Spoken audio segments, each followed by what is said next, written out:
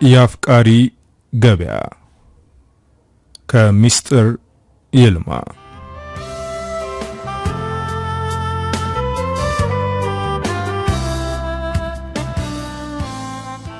ወጣትነት በጉልበቱ በሚታገልበት ሰዓት ማክቤልና ናሆም በትዳር አብሮ ለመኖር ደፋ ቀና ይላሉ። አሮጌ ቴፓቸው ውስጥ ካሴቱን ቀብቅበው ከተተው። ያለማየሁ እሸቴን ሙዚቃ ከፍ ብሎ ተሰማ። ናሆም ከተቀመጠበት ተነስቶ አይውበት አሟልቶ ሰርቶሻል እንኳን ህይወት ያለው አፈር ይመኝሻልን ከቴፑ እኩል ያንጎራጎረ ማክቤል ፊት ቆሞ ይወዛወዛል። የናሆም አያት ያወረሱት ጣሊያኖች የሰሩላቸው ውብ ቤት ውስጥ አንድ እሱ የሚወዳትን ክፍል በአዲስ ዘመንና በነጋሪት ጋዜጣ ደምቃለች። ግድግዳው ሙሉ በጋዜጣ የተለበጠ ነው።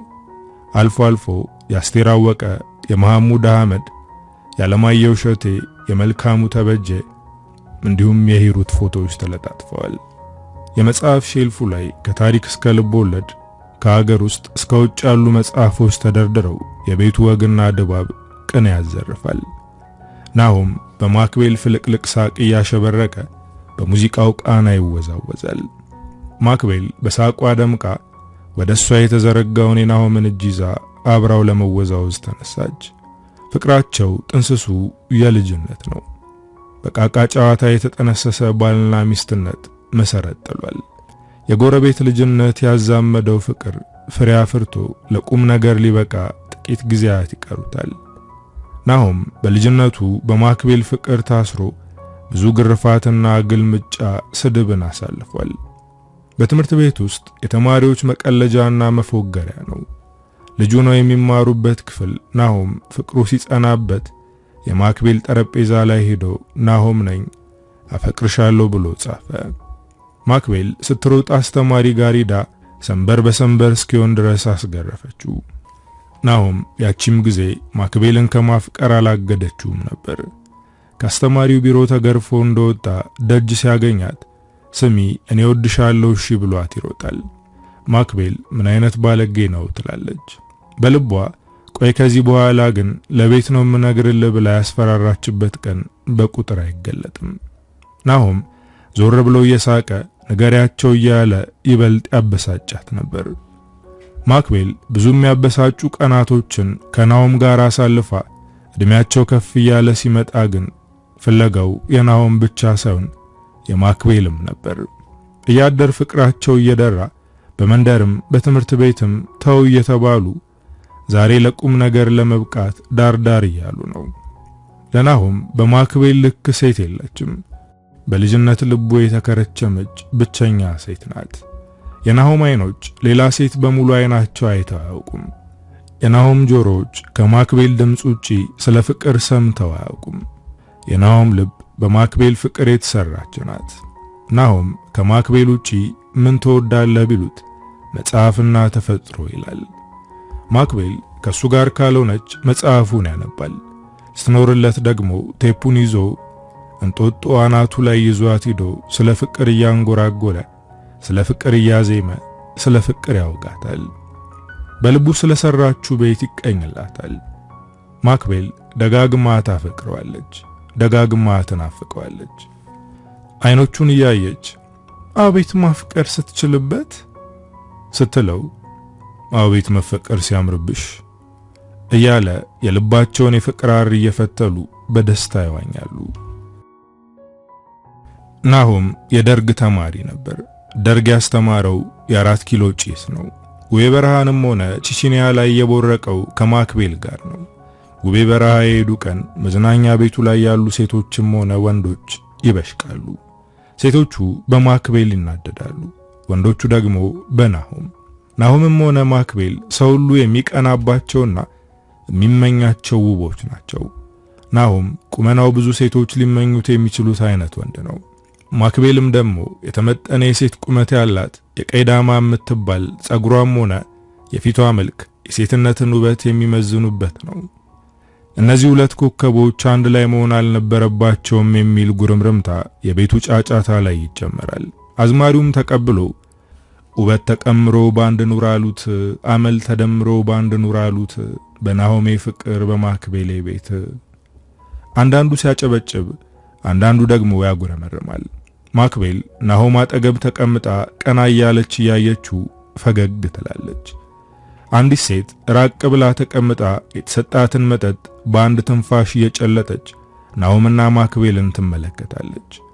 ባይኖቿ የማክቤልን ሰውነት እየረገመችና እየሰደበች በልቧ ከሚንተከተክ የቅናትና የብስጭት ስሜት ጋር ፊት ለፊት ትፋጠጣለች። ጠረጴዛው ላይ ያኖረችውን የእጅ ቦርሳዋን አንስታ ከትንባሆው ጥቅሉ ውስጥ አንዱን ሳብ አድርጋ አውጥታ ከናፍሮቿ ላይ ወስዳ አላተመችው። በትንባሆ የጠለሸው ከንፈሯ በቀይ ሊፕስቲክ ተሸፍኖ አሁንም ለመለብለብ ተዘጋጅቷል። ላይተሯን አብርታ ትንባሆውን አነደደችው። ወደ ውስጥ የማገችው የትንባሆውን ፋሎት በሰራው ቀለበት መሰል ብናኝ ማክቤልና ናሆምን እየተመለከተች ወደ ውጭ አተነነችው። ሳርቃን ትባላለች። ናሆም 4 ኪሎ ተማሪ ከነበረ ጊዜ ጀምሮ በሄደበት ሁሉ እየተከተለች ቆማ ታየዋለች።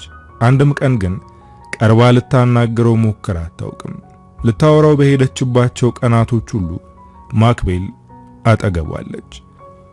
ለማክቤል ያላት ጥላቻ ዕለት ዕለት ያመረቀዘ የልቧን ሽፋን በጥላቻ ሞልቶታል። ሳርቃን በቅናት የነደደ ልቧ ዕለት ዕለት ክፋትን እየወለደ ከሰውነት ተራ ያወጣት ጀምሯል። ቂምና ቅናት የያዘ ልብ ልክ እንደ መርዝ ማስቀመጫ ብልቃጥ ነው። እያደር ብልቃጡንም መብላቱ አይቀርምና የሳርቃን ሰውነትና ህሊና እንደዛው እየተሸረሸረ ከበጎ ነገር እያጎደላት ነው። ማክቤልና ናሆም የትም ቢሆኑ ከሁለታቸው ውጪ ሰው አይታያቸውም። በራሳቸው ዓለም መዝናናትና መደሰት ምርጫቸው ነው። መረበሽም ሆነ መረበሽ ፍጹም አይፈልጉም። የሁለታቸውም ወዳጅ የሆነው ባሮክ አመላቸውን ስለሚያውቅ እነሱም የባሮክን መቀላቀል እንደ መረበሽ ስለማይቆጥሩት በመሃላቸው ሶስተኛ ሰው እንዲሆን ፍቃዳቸውን ሰጥተውታል። በእጁ የያዘውን አልኮል እየነቀነቀ ጉሮሮውን ሳል ሳል አድርጎ ሮሚዮና ጁሌት ብሎ አጠገባቸው ካለ ባለጌ ወንበር ላይ ወጥቶ ተፈናጠጠ። ማክቤል ፈገግ ብላ ባሪ እንኳን ደህና መጣህ አለችው። ባሮክ ከወገቡ ጎንበስ ብሎ አመሰግናለሁ ባለ። አይጥማ ጨርቅ ሱሪ በሸሚዝ ለብሷል። ከመላጣነት በጥቂት የተረፈች ጸጉሩን አጎፍሮ የህብረት ትርኢት አቀንቃኝ ይመስላል።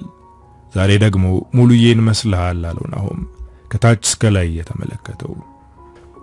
አምሮብኛል ማለት ነው አለ። ናሆም በጭንቅላቱ ምንም አትልም አይነት ምልክት ሰጠው። በእጃቸው ያዙትን መጠጥ አጋጭተው ተጎነጩት። ሶስቱ አንድ ላይ ሲገናኙ ስለ ሀገር፣ ስለ ፖለቲካ፣ ታሪክ፣ ፍቅር ማውራት ይቀናቸዋል። ማክቤል ደግሞ ክርክር የምትወድ ቁርጠኛ ናት። ካላመነችበት ለየትኛውም ሐሳብ ፍንክች አትልም። በተለይ ደግሞ በሴቶች ጉዳይ ላይ ደም ስሮቿ ተገታትረው እስኪታዩ ድረስ ትከራከራለች። መሸኛ ፌሚኒስት ሲሏት እኔ እኮ የዚህ ሀገር ወንዶች ሐሳብ ያስገርመኛል። ስለ ሴት ልጅ መብት አጥብቃ የምትሟገት ሴት ሁሌም ፌሚኒስት ተብላ ትጠራለች። በፍጹም ግን እንደሱ አይደለም። ፌሚኒዝም አንድ ራሱን የቻለ ፊሎሶፊ ነው። እሱ ውስጥ ገብቼ መተንተን አልፈልግም። እንደ ሴት ግን ሴት ልጅ ማግኘት አለባት ብዬ ስለማምንባቸው ክብሮችም ሆነ መብቶች ያለማቋረጥ መሞገቴን አላቆምም። ብዙ ጊዜ የፍቅር ወዳጇ ናሆም ጸባዋንና ሐሳቢዋን ጠንቅቆ ስለሚያውቅ የሚጋጩበት ሐሳብ ጥቂት ነው። ናሆም ለሴት ልጅ የሚታይ አክብሮት ካላቸው ወንዶች መሃል ነው። ይህንን ደግሞ ለማክቤል በሚያደርጋቸው ነገሮች ማየት ይቻላል። ማክቤልን ያስደስታታል ብሎ የሚያስበውን ነገር የሱን ደስታ አጥቶ ለሷ ያደርጋል። የትኛውም ቦታ የሆነ ሁኔታ የምቾቷ ቀጠና መሆኑን ደጋግሞ ያረጋግጣል። ቢሆን ያስከፋታል፣ ቢሆን ታዝንበታለች ብሎ ካመነው ነገር በተቻለው መጠን ይቆጠባል። ሴት ልጅ ለዓለም ጣዕም ማጣፈጫ ጨውነቷን አምኖ ከሷ ክብር ያነሰ የቱም ነገር ልኩ አይደለምና አብዝቶ ንግግሯንና ሐሳቧን ያምንበታል። የቱንም ሐሳብ ቢሆን ተነጋግረው አብሰልስለው የመወሰን የበሰለ ስብዕና ያዳበሩ ሰዎች ናቸው። ባሮክ ሁልጊዜም ቢሆን ማክቤልን በንግግሩ ጎሰም አድርጎ ማያቋርጥ ትንተናዋን ለመስማት ተዘጋጅቶ ይመጣል። ዛሬም እንደ ልማዱ በእጁ ከያዘው መጠጥ ጎንጨት ብሎ እኔ ሴት ልጅ እንደዚህ ስትሆን እጅግ ይደንቀኛል አለ ናሆምና ማክቤልን አፈራርቆ እየተመለከተ። ማክቤል ቀና ብላ ተመልክተው እስኪቀጥል ጠበቀችው። ናሆም ግን ቀበል አድርጎ እንዴት ባክህ አለው። ተመልከቱ እስኪ አለ ፊቱንና ግማሽ ሰውነቱን ወደ ሳርቃን እያመለከተ። ናሆምና ማክቤል የባሮክ አይኖች ወዳነጣጠሩበት እየተመለከቱ ፊት ለፊት ሳርቃንን ተመለከቷት። ሳርቃን እነ ናሆምን ከማየት አይኗን ነቅላ ስለማታውቅ ዞሮ ሲመለከቷት አላስተዋለቻቸውም። ማክቤል ፊቷን ወደ ባሮክ አዙራ ምን ሆነች አለችው። ባሮክ ማክቤልን ለመቆስቆስ ምላሱን እየሳለ አታያትም እንደ ወንድ ብቻዋን አንድ ጠረጴዛ ተኮናትራ? በዛ ላይ ተመልከቺ፣ ፊቷ ያለው የተደረደሩ የጠርሙስ ብዛት። ምታቦና ሲጋራ ማለት ደግሞ ጭራሽ ከሴት የሚጠበቅ አይደለም። ከወንድም አይጠበቅም አለች ማክቤል። ይሄ ጾታ ልዩነት የሚጠይቅ ነገር አይደለም። ራስን መጉዳት፣ በራስ ተስፋ መቁረጥ ጾታ ለይቶ የሚመጣ ነገር አይደለም። ሴት ስለሆነች ብቻዋን መሆን የለባትም፣ ሴት ስለሆነች መጠጣት የለባትም፣ ሴት ስለሆነች ማጨስ የለባትም ተብሎ ጀጅ መደረግ ፍጹም ስህተት ነው። ለኔ እንደ ሰውኛ ወንድም ቢሆን ብቻውን መጠጣትና ራሱን ተስፋ በሚሸረሽር ዓለም ውስጥ መክተት አለበት ብዬ አላምንም። ወንድና ሴት ተመሳሳይ ችግር ውስጥ ገብተን ለሴት ልጅ ግን ለይቶ ከችግሩ የሚያወጣት የተለየ ዓለም ሕግ የለም። የደረሰብን ሐዘን ተመሳሳይ ሆኖ ተመሳሳይ ምላሽ ላንሰጥ እንችላለን፣ ልንሰጥም እንችላለን። ያ ግን ከጾታ ልዩነት ጋር የተገናኘ አይደለም። ግን ሴቷ ክብሯን ማቅለል አይሆንባትም? ባሮክ ነበር ይሄን ያለው። እንዴት አለች ማክቤል ወደፊቷ እየወረደ ያስቸገራትን ጸጉሯን እየሰበሰበች። ማለትማ አንዲት ሴት እንደዚህ ባለው ሁኔታ ስታጭስና ስጠጣ ያያት ሰው የሴትነት ክብሯን ለመናቁ ምንም ጥያቄ የለውም። ከዛ በፊት ግን የሚቀድም ነገር የለም ማለት አንድ ሰው እንደዚህ ብሎ ከመቀበሉ ከማመኑ በፊት ማሰብ ያለበት ነገር የለም። ባሮክ መጠጡን ተጎንጭቶ እንዴት ያለ ነገር አለ። ምን ቢገጥማት እቺ ሴት እንደዚህ ሆነች ብሎ ማሰቡ ይቀድማል። የትኛውም ሴት ብትሆን በህይወት ውስጥ የሚገፏት ቀኖች መጎምዘዝ ካልሆነ በስተቀር ክብሯን የሚያስንቅና የሚያዋርድ ነገር ስታደርግ በአደባባይ አትታይም። እንደዚህ እንድትሆን ያደረጋት በልቧ ውስጥ የተሸነቆረ አንዳች ህመም ቢኖር ነው እና የሚደርሱብን ችግሮች መጠን እንጂ ሴትነትና ወንድነት ለተገኙበት ቦታ ወይም ሁኔታ መወቀሻ፣ መናቂያ፣ መሰደቢያ ብቸኛ ምክንያት ሊሆን አይችልም። የምትመለከቱት ውጤቱን ነው። እሷ ግን እዚህ ደረጃ እስክትደርስ ድረስ ያለፈችበት የሆነ ስቃይ አለ። ስለዚህ ፕሊስ አንዳንድ ነገሮች ከጾታ እኩልነት ውጣ ብላችሁ ለማሰብ ሞክሩ አለች። ማክቤል ፊት ላይ ቁጡ ንግግር ይነበባል። የትኛውንም ንግግር ስታደርግ አስባበትና አምናበት ስለሆነ አታንገራግርም። ባሮክ ብዙ ጊዜ በማክቤል ሐሳብ ተስማሚ ነው። ብዙ ጊዜ አውርታ ስጨርስ እኛም እንማር እሷንም ትንሽ ላበሳጫት ብዬ እኮ ነው ይላታል። ማክቤል ትከሻውን በእጇ መታ አድርገው ተመልሳ ያፈቀረችው ሰው ትከሻ ላይ አንገቷን ደገፍ አደረገች። ከልቧ ግን የሳርቃን ሁኔታ አልጠፋም። ናሆም የሚወደው ሙዚቃ ሲከፈት ማክቤልን ከሄደችበት ሐሳብ መለሳት። ከርግብ ላባ የሚለሰልሱ እጆቿን ይዞ ወደ መሃል ይዟት ገባ። ማክቤል ናሆም ትከሻ ላይ አንገቷን ሰብራ አይኖቿን ጨፍና በሐሳብ ሙዚቃው ውስጥ ተጠፋች። ናሆምም የብዙ ጊዜ ፍቅሩን እንደ አዲስ ያገረሸበት በማክቤል ልብ ውስጥ ገብቶ ጠፋ። ሕይወት ምን ያህል በስኬት ብትሞላ የፍቅርን ወዝና ጣዕም ካላከሉበት ምን ያህል ባዶ ስኬት ይሆን? የፍቅር አቅም የዓለምን ጣዕም ይለውጣል። ማክቤል አይኖቿን ገልጣ የተደገፈችውን ናሆምን ትከሻ እንደተደገፈች አይኖቿ በቤቱ ወለል ሲንከላወሱ በድጋሚ ሳርቃን ላይ ያረፉ። ሳርቃን ከተቀመጠችበት ተነስታ በንዴት የፊቷ ደም ስሮች ተገታትረው ያስቀመጠችውን ቦርሳ አንስታ ስትወጣ ተመለከተቻት። ማክቤል ግራ በመጋባት ከናሆም ሰውነት ራቅ ብላ በንዴት እየተወዛወዘች የምትወጣውን ሳርቃን ላይ አይኖቿ ቀሩ። ናሆም ግራ ገብቶት ማኪ አለ እጆቿን ይዞ ወደ ሰውነቱ ያስጠጋ። ማክቤል ከሄደችበት ሐሳብ መለስ ብላ እወዬ አለችው። ምን ሆንሽብኝ እናቴ አለ አይኖቿን በስስት እየተመለከተ። ማክቤል የሳርቃን እይታ አንዳች ስሜት ልቧ ላይ ጫረባት። ፊቷን ወደ ናሆም አዙራ አይ ምንም አለች። ወደ ቀድሞ ስሜቷ ለመመለስ ትከሻው ላይ ራሷን አስደግፋ። ናሆም በእጆቹ ማርሸት ነው ቀለቧ የሚያስብለው ነገቧን አፈፍ አድርጎ አቅፎ ከአቀንቃኙ እኩል ማንጎራጎር ጀመረ። ማክቤል በሙዚቃውና በናሆም እንጉርጉሮ ሐሳቧን ለመርሳት ሞከረች። ሙዚቃው ሳበቃ ወደ ቦታቸው ተመልሰው ቁጭ አሉ። ብዙም ሳይቆዩ ማክቤል ናሂ እንውጣ አለችው፣ የውስጧ መረበሽ ፊቷ ላይ እየተነበበ።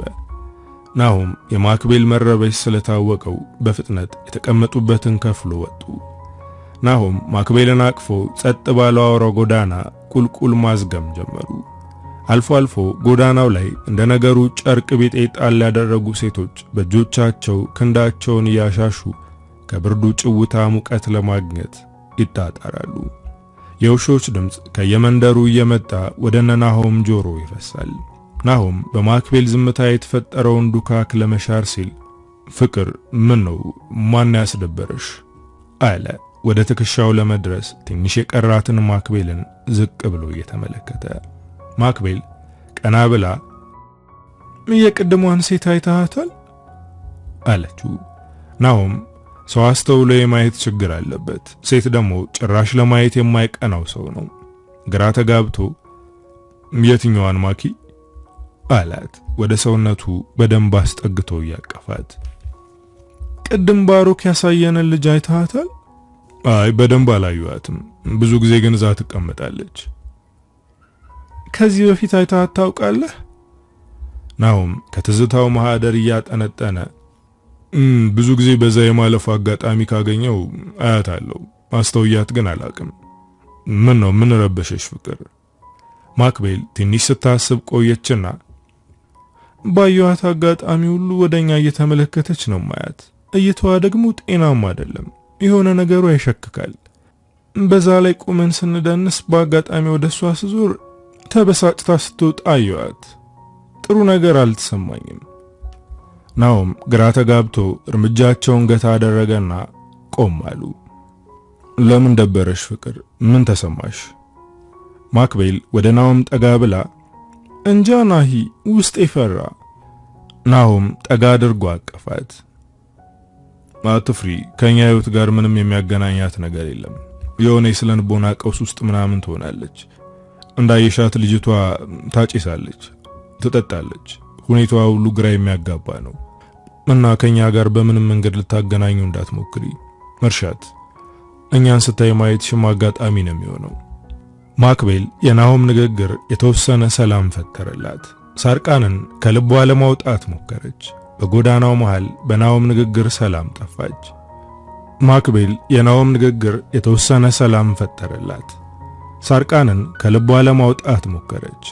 በጎዳናው መሃል በናሆም ንግግር በፍቅሩ ጥላ ከስጋቷ ተሸሸገች። በሚሄዱበት ጎዳና የመንገዱ መብራቶች እያንዳንዱን ፍጥረት አጉልቶ ያሳያል። የውሾች ድምጽ ከተለያየ አቅጣጫ እየመጣ ወደ ጆሮአቸው ይፈሳል። የልብ ልባቸውን እያወጉ በመንገዳቸው ዳር ላይ ካለች አንዲት መሸታ ቤት የሰማይ ስባሪ የሚያህል ሰው አንዲትን ሴት ክንዷን ጠፍሮ ይዞ እየጎተተ በሩ ጋር አውጥቶ ወረወራት። ማክቤልና ናሆም እርምጃቸውን ገተው በድንጋጤ ቆሙ። ፍርጥም ያለው ሰውዬ ከጥቁረቱ ጋር ሲታይ በምድር ምሳሌ የተሰጠው ሳጥናኤልን ይመስላል። አጥንትን የሚሰረስር ቃሎቹን እየወረወረ ደጋግሞ ሴቲቱ ላይ ምራቁን ይተፋል።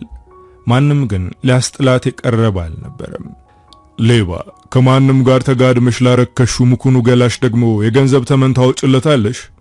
ከፍለሽኝ ብተኛሽ ራሱ ይበዛብሻል። ናሆም በቅጽበት የሰውየው አንገት ላይ እጁን ጠምጥሞ አንተ ርካሽ፣ ከፍለ ለመባለግ መስሎኝ እንደ አይነት ቦታ የመጣው ብትረክስ እንኳን ያረከሳት እኮ እንዳንተ አይነቱ ለስሜት ዓለሙ ብቻ በሚኖር ጭንጋፍ ምክንያት ነው። ማክቤል በድንጋጤ ፈዛ ቀረች። ስትሮጥ ወርውሮ የጣላት ሴት ጋር ሄዳ አነሳቻት። ሁለቱም ተያይዘው ወደ ናሆም ሄዱ። ልጅቱ እያለቀሰች እባክህ ወንድሜ ተወው፣ እኔ ለምጄዋለሁ፣ አንተን ጦስ ውስጥ አልክተትህ እያለች አልቅሳ ለመነችው። ናሆም ሰውየውን ገፋ አድርጎ ለቀቀው። ሰውየውም ስማ ኋላ እዚህ ደምህን ደመ ከልብ ነው ማደርገው፣ ዞር በል ከፊቴ አለው።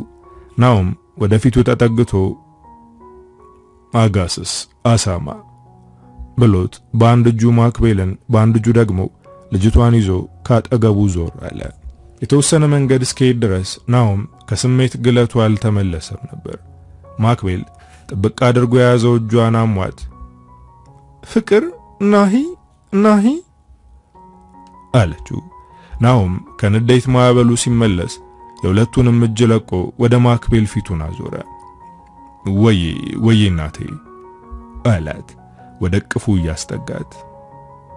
ምን ነው አላት። አይ እጄን ስትለው ፈጥኖ እጆቿን በእጆቹ ይዞ አሳመምኩሽ አይደል? ይቅርታ ተደናግጬ እኮ ነው። ወደ ከንፈሩ አስጠግቶ ሳማቸው። አጠገባቸው ያለችው ሴት በሰው መከበርና ፍቅር የናፈቃት ዘመኗን ሙሉ በመናቅና በመገፋት ያሳለፈች ሰውነቷን ድህነት ላሸከማት ቀንበር ማራገፊያ ስትል የሸጠች ክብርና እንክብካቤ ምን እንደሆነ የማታውቅ ሴት ናት። በናሆምና በማክቤል ፍቅር የክብርና የፍቅርን መልክ አየችው። ዙሪያዋ መወደድ ይነፍሳል። ፍቅርና እንክብካቤ የሚናፍቅ የተረገጠው ገላዋ በራሷ ክንዶች ታቀፉ። በፍቅር መታየትና ፍቅርን ማየት የሚሹት አይኖቿ እነ ናሆም ፍቅር ላይ ተንከራተተ። ናሆም ከድንጋጤው መለስ ሲል አጠገባቸው ቁማ የምትመለከታቸው ልጅ ዞር ብሎ ተመለከተ። ይቅርታ አለ። ማክቤልን በቅፉ እንደያዘ ወደ ልጅቱ አይኑን መልሶ በምን ተጋጭታችሁ ነው ሲል ጠየቃት። አይ ሁልጊዜ እንደዚህ አይነት አመል አለበት። እምቢ ያልተኛህም ብለው ደግሞ አሰሪዎቼ ደንበኛ ታጠፊብናለሽ ብለው እቺንም እንጀራ ማገኝባትን መንገድ ይዘጉብኛል። ማክቤል በሐዘኔታ አይዞሽ ዛሬኛ ጋር ረፊ እኛ ጋር እንሂድ አለቻት። ናሆምን ቀና ብላ ያየችው። ናሆም አልተቃወማትም። ልጅቷ ግን አይ መመለስ አለብኝ አለዛ ስራዬን አላገኘውም፣ እስካሁን እሱ ይሄዳል እኮ ዛሬን እንቻልሽ እና ወይ ወደ ቤት ሂጂ ወይ ደግሞ ቤትሽ መሄዱ ማያመችና አስፈሪ ከሆነ ወደኛ ጋር እንሂድ። ልጅቱ ልቧ ከነበረው ፍርሃት ማምለጥ ስለማትችል ነጋድሬ ዳግም ስራዬን አላገኘውም ብላ እምቢ አለቻቸው። ናሆም የተወሰነ ገንዘብ አውጥቶ ሰጣትና ራሽን ጠብቂ ብሏት ተሰነባብተዋት ወደ ቤታቸው መንገድ ጀመሩ። ልጅቱ ደግነትና ፍቅር ቁሞ አየሁት ብላ ከአይኗ እስኪጠፉ ድረስ ባይኗ ተመለከተቻቸው። ማክቤል የናሆምን እጅ ጥብቅ አድርጋ ይዛ ጥሩ ነገር ነው ያደረከው አለችው። ናሆም በፍቅር አይኖቹ ማክቤልን እየተመለከተ በጣም ታሳዝናለች፣ ስንቶች እንደዚህ እንደሚረገጡ፣ ስንቶች ከሰው በታች ተጨቁነው ገላቸውንም ሕይወታቸውንም እንደሚያረክሱ። ማክቤል ንግግሩን ተቀብላ መቼም የድህነት ውጤት ነው አይደል? የድህነት ውጤት ብቻ ነው ብዬ አላምንም። ብዙዎች ደግሞ ሁሉ ሞልቶላቸው ነገር ግን የሰውን ፍቅር ፍለጋ መሸሸጊያ ቦታቸው የተሳሳተ ይሆንና ለዚህ ይጋለጣሉ። አይምሮ ደግሞ የደጋገመውን ነገር ኖርማል አድርጎ የመቀበል ባህሪ ያለው። ስለዚህ ለአንዳንዶቹ ስም ነው፣ ታዲያ በጣም ለጥቂቶች ነው። ብዙዎች በድህነት፣ ጥቂቶች በሱስ፣ ጥቂቶች ደግሞ በፍላጎት ይህንን ህይወት ይመርጡታል ብዬ አምናለሁ። ያው ትክክል ባይሆንም ብዙዎቻችን ጥፋት የሚገባን ከረፈደ በኋላ አይደል? አለች ማክቤል ጭንቅላቷን እየነቀነቀች። ለመፍረድም ግራ ያጋባል። ግን ወደ እነሱ የሚሄዱ ሰዎች ቁጥር ቢቀንስ እኮ የእነሱም ቁጥር የመቀነስ እድሉ ሰፊ ነበር። ማኪ ችግሩ የባለጌ ቁጥር አይቀንስም አላት። ሁለቱም ተሳሳቁ። ለጥቂት ደቂቃ በዝምታ ተጉዘው የናሆም ቤት ደረሱ። በራቸው ላይ በካርቶን የታሸገ አንዲት ስዕል ከነብጫቂ ወረቀት ጋር አገኙ። ናሆም ግራ ተጋብቶ ምንድነው ደግሞ አለ። ማክቤልም ዝቅ ብላ በካርቶን ውስጥ የተቀመጠውን ስዕል አነሳችው። ስዕሉ አንዲት ወደ ቀይነት የተለወጠች አድማስ ከጋራ ስር እየጠለቀች፣ ከተራራው ስር ደግሞ አንድ ወንድና ሴት ተያይዘው ሲሮጡ፣ አንዲት ሴት እነሱን ዳና እየተከተለች ከኋላቸው ትታያለች። ከእግሮቿ የደም ነጠብጣቦች ይታያሉ። ማክቤል ግራ ተጋብታ ስዕሉን ለናሆም ልታሳየው፣ ናሆም አንዲት ብጫቂ ወረቀት ይዞ ከቆመበት ቦታ ሄደች። ናሆም የማክቤልን መምጣት ሲመለከት ማኪ በስውር የተወጋ መልክ ሮሮ ይላል። አላት ግራ የተጋባ ፊቱን ቅጭም እያደረገ። ተመልከቴንን ስዕል ማን ሊያስቀምጥ ይችላል? ማክቤል አካባቢዋን ዞር ዞር ብላ ተመለከተች። ማንም አልነበረም። ናሆምና ማክቤል ግራ ተጋብተው ደጃቸው ላይ ለሰዓታት ስዕሉንና የተቀመጠላቸውን ጽሑፍ እየተመለከቱ ግራ በመጋባት አሳለፉ። ማን ሊያስቀምጠው ይችላል የሚለው ጥያቄ ለናሆምና ለማክቤል ውስብስብ እንቆቅልሽ ነበር። ማክቤል ግራ ሲገባት በቃ ተነስ ናሂ እንግባ፣ ምናልባት በስተትም ሊሆን ይችላል የተቀመጠው አለችው። ናሆም ከተቀመጠበት ደረጃ ብድግ ብሎ ነይ በረደሽ አይደል እንግባ አላት። ናሆምና ማክቤል ተያይዘው ገብተው ልብሳቸውንም ሳይቀይሩ የናሆም አልጋ ላይ ጋደም አሉ። ሁለቱም በየፈርጃው በጭንቀትና በሐሳብ ማዕበል ሰላማቸው ተመታ። ማክቤል በቀኑ ስለገጠሟት ነገሮች ሁሉ እያሰበች ጭንቅላቷን አስጠበበችው።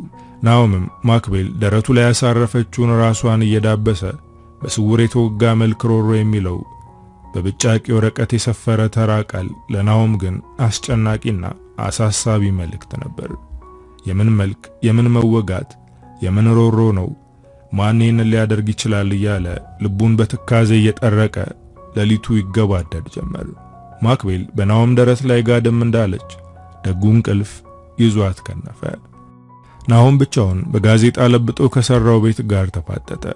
ጋዜጦቹ ላይ ሁሉ በስውር የተወጋ መልክ ሮሮ የሚል ጽሑፍ ብቻ ይታየዋል። ናሆም በድንጋጤ ማክቤልን ከደረቱ ቀስ አድርጎ አውርዶ ትራሱን አመቻችቶ አስተኛት።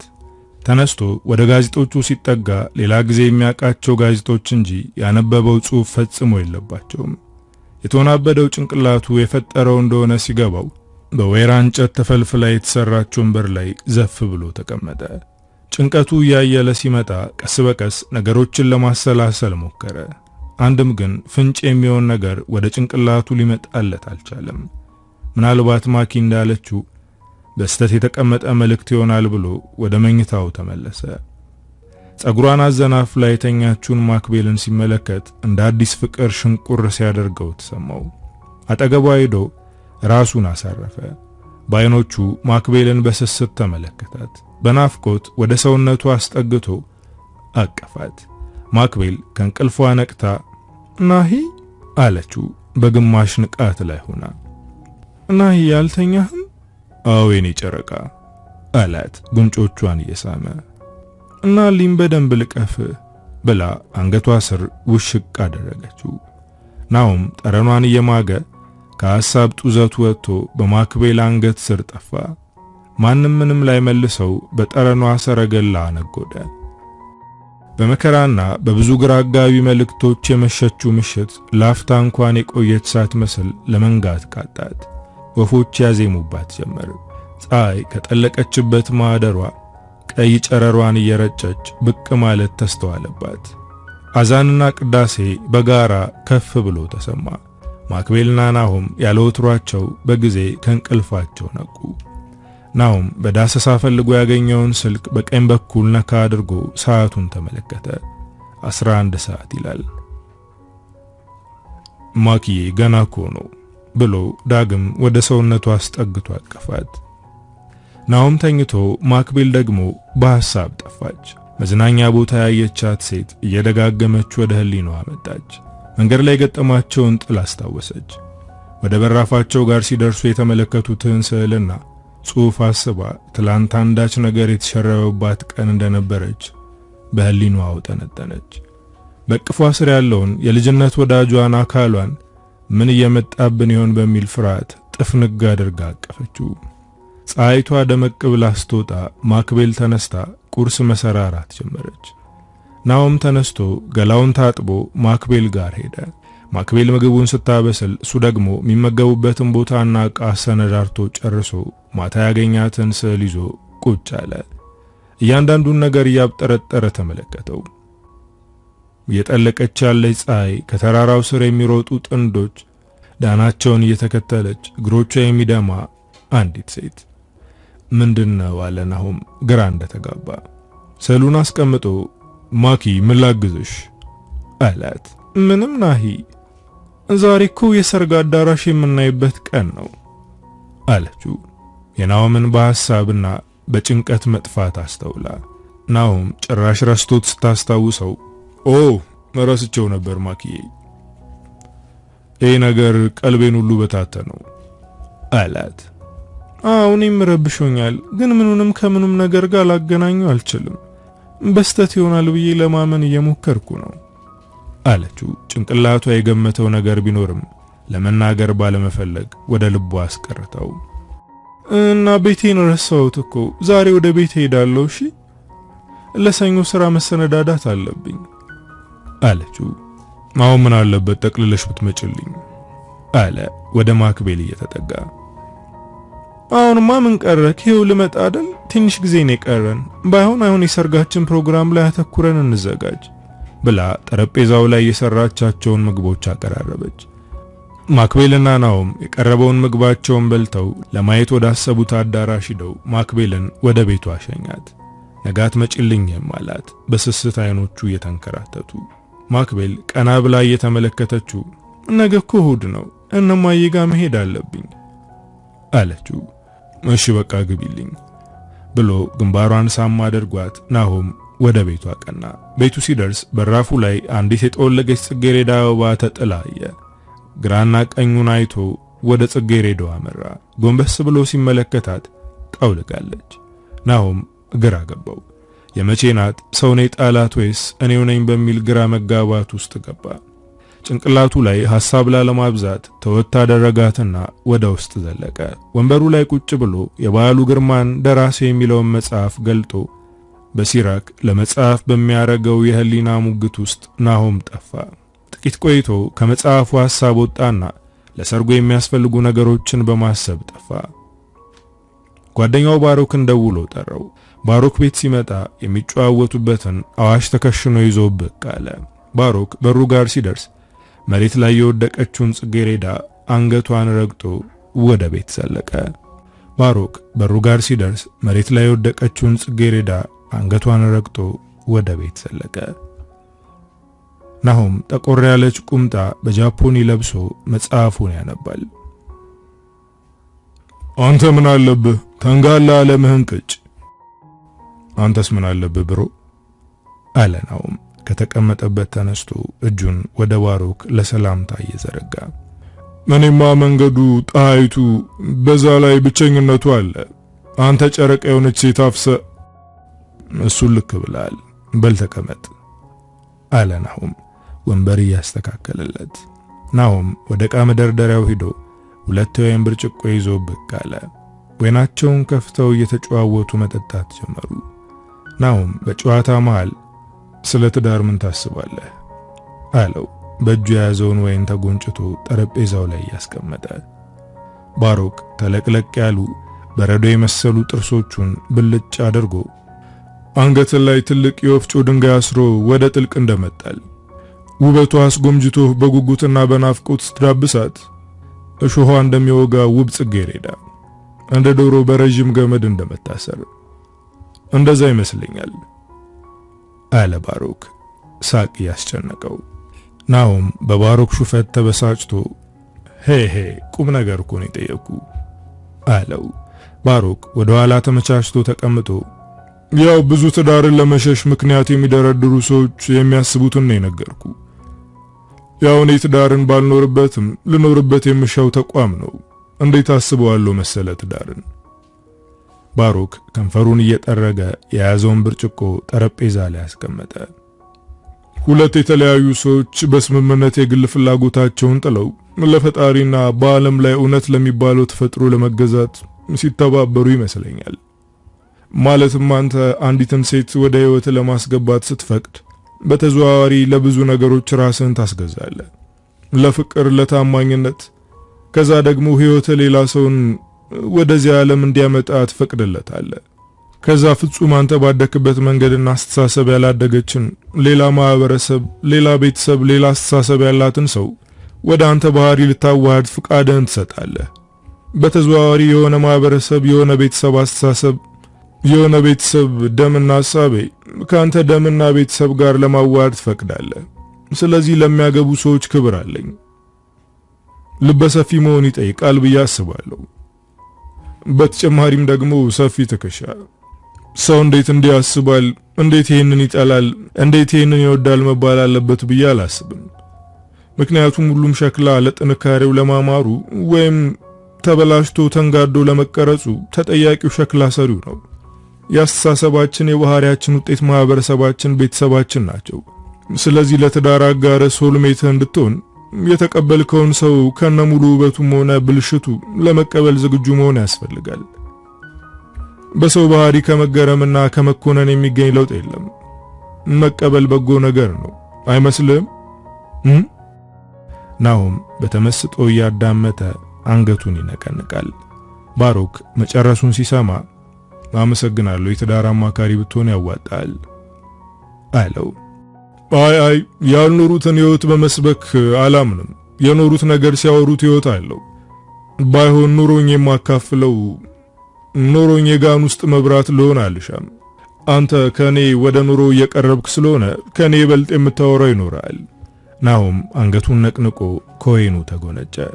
ድንገት ትላንት የተፈጠረው ትዝ ሲለው ከመቀመጫው ተስፈንጥሮ ተነስቶ ስዕሉንና ብጫቂ ወረቀቱን ይዞ መጣ። ተመልከቴንን ትላንት በር ላይ ያገኘነው እኔና ማኪ። ምንድነው? አለ ባሮክ ተቀብሎ። ክፈተው አለ ናሆም ተስተካክሎ ወንበሩ ላይ የተቀመጠ። ባሮክ ስዕሉን ገለጥ አድርጎ ተመለከተው። ምንድነው ደግሞ ይሄ? አለ። እንጃ አለ ናሆም ዳግም ከባሮክ ጋር እየተመለከተ። ባሮክ እንደ ናሆምና ማክቤል ግራ ከመጋባት ባለፈ ስዕሉን የተረዳበት መንገድ አልነበረም። ከወይኑ ተጎንጭቶ ዳግም እያገላበጠ ስዕሉን ተመለከተው። የወይኑም ሞቅታ አግዞት አንዲት ሴት አለች ማለት ነው አለ። የምን ሴት? አለ ናሆም ወደ ኋላ ወንበሩ ላይ ተደላድሎ እየተቀመጠ። ምናልባት የምታንዣብብ እንዴ? ማን ላይ? አለ ናሆም የባርኮት እይታ አስገርሞት። እናንተ ላይ። ምናልባትም ወንድ ሊሆን ይችላል። እውነት እንደዛ ሊሆን ይችላል? ምናልባት ሊሆን ይችላል። ባሮክ የስዕሉን ምስጢር የፈታ ይመስል ተንጠራርቶ ወንበሩ ላይ ወደ ኋላ ጋደም አለ። ምንም አይነት ግርምትም ሆነ ፍራቻ አይስተዋልበትም። የሰጠውን ስዕል ምንም ከቁም ነገር አላየውም። ይልቅ ስለ ሽምግልናውና ስለ ሽማግሌዎቹ ብናወራ ይሻላል ብሎ ከመቀመጫው ተነስቶ ብርጭቆ ላይ ወይኑን ቀድቶ ተመለሰ። ከሚሄዱ ሽማግሌዎች መሃል እንደሚኖር ሲነግረው ባሮክ ደስተኛ አልሆነም። በእጁ የያዘውን የወይን ብርጭቆ አስቀምጦ አይ ናሆሜ፣ እኔ እንኳን ይቅርብኝ አለ። አሃ ለምን ሲባል ምን ማለት ነው? ናሆም ሳይታወቀው ቁጣው ገነፈለ። ባሮክም ሳይታወቀው ብርጭቆ ውስጥ የነበረውን ወይን ጭልጥ አድርጎ ጠጣው። ናሆም ግራ ገብቶት ይመለከተው ጀመር። እሺ ምንድነው ምክንያት? ካንተ ውጭ የሚያቀኝ ሰው የለም መቼም አይደል? ለሽማግሌዎቹም ሆነ ለቤተሰቦቿ ስለኔ በደንብ መልስ ሊሰጥ የሚችል ሰው የለም ታውቃለህ። ባሮክ ከንፈሩን እየጠራረገ የማኪ ቤተሰቦች እኮ ላንተም ቤተሰቦች ናቸው። ምንድነው የምታካብደው? እንደ ወጉ አይቅርብኝ ብለህ እንጂ ያለ ሕግ አንድ ላይ መኖር ከጀመራችሁ ስንት ጊዜ? አለ ባሮክ ምላሱ እየተሳሰረ። ናሆም ተበሳጭቶ አንተ እኛ አብረን መኖር አልጀመርንም እንዴ? ለምን ራስህን ተዋሻለህ? ናሆም አብሮ ከመኖር ያልተናነሰ እኮ ነው የናንተ ኑሮ። ቤቷ ከምታድርበት እዚህ የምታድርበት ጊዜ አይበልጥም? ሁሉን ነገር ጨርሳችሁ አሁን ማካበድ ምንድነው? ቤተሰብም ደግሞ ሁሉን ያውቃል። ናሆም በባሮክ አነጋገርና በዚህ ልክ የማክቤልን መመላለስ ማወቁ አስገረመው። በመጠጥ ጉልበት እንዳሻው እንደሚዘባርቅ ስለገባው ባሮክን ለመቀየም ልቡ አዘነለትና ሰክሮ ነው ብሎ ተወው። ባሮክ ለፍልፎ እዛው ሳሎን ካለው ሶፋ ላይ ከንበል አለ። ናሆም ጋቢ አልብሶት ወደ መኝታው ሄደ። የባሮክ አልሄድም ማለት የመጠጥ ብቻ እንዳልሆነ ስለገባው የተወሰነ ድብርት ቢጤ ደቋቆሰው። ተመልሶ ሄደና ሊቀሰቅሰው ፈለገ። ናሆም ተመልሶ ወደ ክፍሉ ገብቶ ተኛ። በማግስቱ የባሮክ ሐሳብ የመጠጥ እንዳልነበር አረጋገጠለት። ናሆም ለምን ብሎ መጠየቅ አልፈለገም። ሰንበትም ስለነበር ብዙም ሳይቆይ ወደ ቤተክርስቲያን እንሄድ ብለው ሄዱ። ቤተክርስቲያን በር ላይ የቀድሞ ወዳጃቸውን አግኝተው ጨዋታ ጀመሩ። ተማሪ ቤት ብዙ ያሳለፉ ወዳጆች ናቸው። ካገባ 2 ዓመት ይሆነዋል። ያገባት ሴት ፈጽሞ ከቤተሰብ መቀላቀል የማትፈልግ ሰው ነበረች። እነናሆም ስለ ትዳር ስለ ሕይወት ሲጠይቁት እናቱ ታማበት ዓመት ከምናምን እዚህ እንደሆነ ሚስቱ ደግሞ በፍርድ ቤት ፍቺ እንደጠየቀች ነገራቸው። ለነናሆም አስደንጋጭ ዜና ነበር። ለምን ፍቺ እንደጠየቀች ጠየቁት። በሌላ ሴት ጠርጥራኝ አለ። ባሮክ ፈጠን ብሎ እንዴ ማለት ከየት ነው ያመጣችሁ ይህንን ሐሳብ? ጓደኛቸው ተሰማ ብዙ ብሶት እንዳንሰረሰረው መልኩና ሁኔታው ሁሉ ያሳብቃል። ቤተሰቦቿ በጣም ነው የሚመክሯት እና እኔንም በጣም እንደሚንቁኝ ያውቃለሁ። ምናልባት እየሆነ ያለው ነገር ሁሉ የነሱ ሴራ ነው ሊሆን የሚችለው። እናቴ ታማይን ሁሉ ጊዜ ወጥቼ ስቀር እየማገጥኩ ቅምጥ ኑሮኝ አሸሼ ገዳሜ ምን ነው የሚመስላቸው። አንድም ቀን መጥቼ ልጠይቅ ብላኝ አታውቅም። በመጨረሻ ግን የፍቺ ወረቀት ደረሰኝ። ናሆምና ባሮክ ግራ ተጋብተው የቀድሞ ክንደ ብርቱ ወዳጃቸው ሕይወት አጎሳቁላው ተስፋውም ሰውነቱም ከሆነ ርቆ ሲመለከቱት ልባቸው ተነካ። ለሰዓታት ሲያወሩ ቆዩ። ስለ ናሆም ሽምግልናም ተነጋገሩ። አንዳቸው ወደ ፍቺ ሲያኮበኩቡ፣ አንዳቸው ደግሞ ወደ ትዳር ይፋጠናሉ። በሁለቱም ልብ ውስጥ የተለያየ ስሜት አለ። የተኖረና ከዛ ደግሞ ተኖሯል ተብሎ እንዲያበቃ የተጻፈለት። አንደኛው ደግሞ ብዙ ጉጉትና ናፍቆት ያደረጀው አዲስ ስሜት። ለሁለቱም ሕይወት ልክ ናት። በተለያየ ሚዛን ስለሆነ የምትለካቸው። የከሸፈ ትዳር ላለማግባት ምክንያት እንደማይሆነው ሁሉ የተዋበ ፍቅርም ሁሉ ለመጽናት ምሳሌ አይሆንም። የትኛውም ነገር መጨረሻው የሚታወቀው እየተኖረ ነው። ተሰማ ናሆም ላገባ ነው ሲለው ፊቱን ቅጭም አላደረገም። ይልቁንም በጣም ተደስቶ በደስታ አቀፈው እንጂ። ናሆምም ተሰማ ልፋታ ነው ሲለው ልቡ አልደነገጠበትም፣ አዘነለት እንጂ። ምክንያቱም ሕይወት በሁሉም በኩል የተለያየ መልክና ትርጉም ስላላት ሁሉም ሰው የሚኖረው የራሱን የተለየ ሕይወት ነው። ይህንን የተረዳና የሚረዳ ሰው ስለ ሕይወት አንድ ብቻ እይታ አይኖረውም። ጓደኛሞቹ ከልብ ሲጫወቱ ቆይተው ቁርስ ተገባብዘው ተለያዩ። ሁሉም በየፊናቸው ወደ ሕይወት ግብግብ ለመቀላቀል መንገዳቸውን ለዩ። ናሆም የሽምግልናውን ምላሽ ቢያውቅም ሕሊናው ከጭንቀት ማረፍ አልቻለም ነበር። ሽማግሌዎቹ ገብተው እስኪመለሱ ድረስ ናሆም በጭንቅ ሳምንቱን አሳለፈ። ሽምግልናው በሽታ ጸድቆ የሰርግ ቀን ተቆርጦ ሽርጉዱ ደራ። መቼም አንድ ወላጅ ልጅን ከመዳሩ በላይ በዓለም ላይ የሚያኮራው የሚያስደስተው ነገር አይኖርም። የናሆምም የማክቤልም ቤተሰቦች በሰርግ ሽርጉድ ቀልባቸው ጠፋ። ናሆምና ማክቤልም የጋራ ቤታቸውን በማሰናዳት ትዳርን ለመጀመር ዳር ዳር አሉ። የሚያስፈልጋቸውን ሁሉ እየሸመቱ ናሆም ከአያቱ በወረሰው የድሮ መልክ ያላቱ ቤት ውስጥ ኑሯቸውን ለመጀመር ተሰነዳዱ። ሀገራችን ደግሞ አዲስ መሪ ለመለወጥ ግብ ውስጥ የነበረችበት ጊዜ ነበር። የናሆም ሰርግ 3 ቀን ሲቀረው በፍጹም ያልተጠበቀ ነገር ተፈጠረ። ናሆምም ሆነ የማክቤል ቤተሰቦች ማክቤልን ለማግኘት አልቻሉም። በስልክም ሆነ በአካል ሳያገኟት በመዋላቸው ቤተሰቡ በጭንቀት ተሞላ። ማክቤል ግን አልተመለሰችም ነበር። ናሆም ቀን ሙሉ ማክቤልን ሲፈልግ አመሸ። ሌሊትም አልቀረውም። ልትሄድ ትችላለች የተባለበት ሁሉ ሲፈልግ እኩለ ሌሊት ደረሰ። ከሰዓት በኋላ ጓደኛው ባሮክም ከሱ ጋር ስለነበር በሱ ጉትጎታ ናሆምና ባሮክ ወደ ቤት ተመለሱ። ፍጹም የማይጠበቅ አጋጣሚ ስለነበር ናሆምም ሆነ የማክቤል ቤተሰቦች ልባቸውን ሊተፏት ምንም አልቀራቸውም። እህል ውሃ ባፋቸው ሳይቀምሱ ውለው አደሩ። ሌሊቱ በሌሊት ወፎች ጩጩታና በድቅድቅ ጨለማ ግርማ ተውጦ ጥልቅ አስፈሪነት ነበረው። በሁሉም ልብ ውስጥ የነበረው ፍርሃትና ስጋት በቃላት የሚተረጎም አልነበረም። ማክቤል ከዚህ በፊት ሳትናገር የትም ሄዳ የትም አድራ አታውቅም። አሁን ደግሞ የሰርጓ ግርግር ደርቶ አይሎጋ ተብሎ አቧራ ሊጨስላት የዘመን ህልሟን በምትወደው ሰው ትከሻ ላይ አርፋ እውን ልታደርግ እናትና አባቷ የኛማ ሙሽራን አዚመው ነገር ዓለማቸውን ረስተው በድግሱ ውጣ ውረድ በተወጠሩበት ጊዜ እንደዚህ አይነቱ ልብን የሚሰነቁር የማይታመን እውነታ ሲፈጠር ህልም እንዲሆን መመኘታቸው አልቀረም። ሙሽራው ለሰርጓ 2 እና 3 ቀናት ሲቀሩ በናፍቆትና በጉጉት የምትጠብቃቸው ቀናቶች በዋል ፈሰስ እንዳልነበር ደራሽዋ ናፍቆትና ጉጉት ይዞበት ሲነጉድ ማየት የሚታመን አይደለም። ናሆም ሶፋው ላይ ጋደም እንዳለ ወደ ውጭ በመስታወቱ ያጮለቀ ምሽቱን ይመለከታል። አብሮት ያለው ወዳጁ ባሮክ የናሆምን ጭንቀት እየተጋራ በቤቱ ውስጥ የሰፈነውን ዝምታ በዝግታ ድምጽ ለማምከን ቃሉን ወረወረ።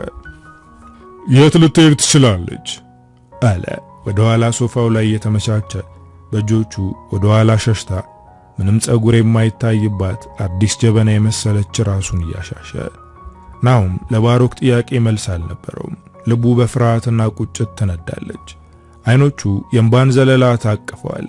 ህሊናው ለሚወጡ ለሚወርዱ የትኞቹም ጥያቄዎች መልስ ግን አልነበረውም።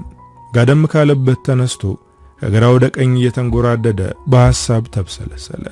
ድንገት ጃኬቱን ከሶፋው ላይ አንስቶ አይ እሄዳለሁ፣ ፈልጋታለሁ። ባሮክ በፍጥነት ተነስቶ የናሆምን እጅ አጥብቆ ያዘ። እንደ ጅማት የቀጠኑ እጆቹ በዚህ ልክ ጥንካሬ ይኖራቸዋል ብሎ የሚገምት አይኖርም። ናሆም የምነካ በዚህ ሌሊት የት ብለህ ትፈልጋታለህ? የት ብለህ ትሄዳለህ? እኩለ ሌሊት አልፏል እኮ። አሁን ለጅብራት እንድንሆን ካልፈለክ ምንም መፍትሄ የሚባል የምትፈጥረው ነገር አይኖርም። ባሮክ ናሆምን ማሳመኛ ያለ የሌለ ቃሉን እየፈጠረ ሊያረጋጋው ሞከረ። ናሆም በባሮክ ሁኔታ መውጣት እንደማይችል ሲረዳ ናሆም ወደ ኋላ ተመልሶ ሶፋው ላይ በግንባሩ ደፋ አለ። አስሬ ግንባሩን እየቀበቀበ በቁጭት ይብከነከናል። የሚወዳትን ብዙ ዋጋ የከፈለላትን በሐዘንና በደስታው አብራ የነበረችውን ፍጻሜውን ከሷ ጋር ለማድረግ ጥቂት ቀናቶች ሲቀሩት እንደ የማይታመን ዱብዳ ሲወርድበት ጭንቅላቱ ከጤነኝነት ባፈነገጠ መልኩ ክፉ ሐሳቦችን ሹክ ይለዋል። በብዙ ተማጽኖ ነጋ። ናሆም ከንፈሮቹ እንደ ኩበት በትንፋሹ ደርቀዋል። ፀሐይ ብቅ ስትል በማለዳ ወጥቶ የሱን ፀሐይ ፍለጋውን ጀመረ። የማክቤል ቤተሰቦች በፍለጋ አድረው በፍለጋ ቀኑን ጀመሩት። በአካባቢው ላለ ፖሊስ ጣቢያ አመለከቱ። የአካባቢው ሰው ጓደኞቿ ሁሉም በየፊናቸው ማክቤልን በመፈለግ ተጠመደ። ማክቤልን ማግኘት ግን ቀላል አልነበረም። ቀን አልፎ ቀናቶች ተቆጠሩ። በክብር ልትሞሸርበት፣ ልታምርበት፣ ልትደምቅበት በነበረው ቀን በለቅሶና በኦታ ትሙት ትኑር ሳይታወቅ ህልሙ ነው አለፈ። በብዙ መረበሽና ለቅሶ የቤተሰቡ ጉጉትና ናፍቆት አመድ ተበተነበት። ለሰርግ የተጠራው ሰው ሁሉ ለሐዘን ተሰበሰበ። ቀናቶች ቢቆጠሩም ማክቤል የበላት ጅብ ግን ፍጹም ዳናው ጠፋ። ናሆም በሞትና በሕይወት መካከል ነፍሱን አቆመ። ለህሊናው ጥያቄ መልስ የሚሆነውን ቢያጣ ራሱን መጠጥ ውስጥ ቀበረ። ቀን በቀን የመጠጥ አይነት እያቀያየረ ራሱን ደበቀ።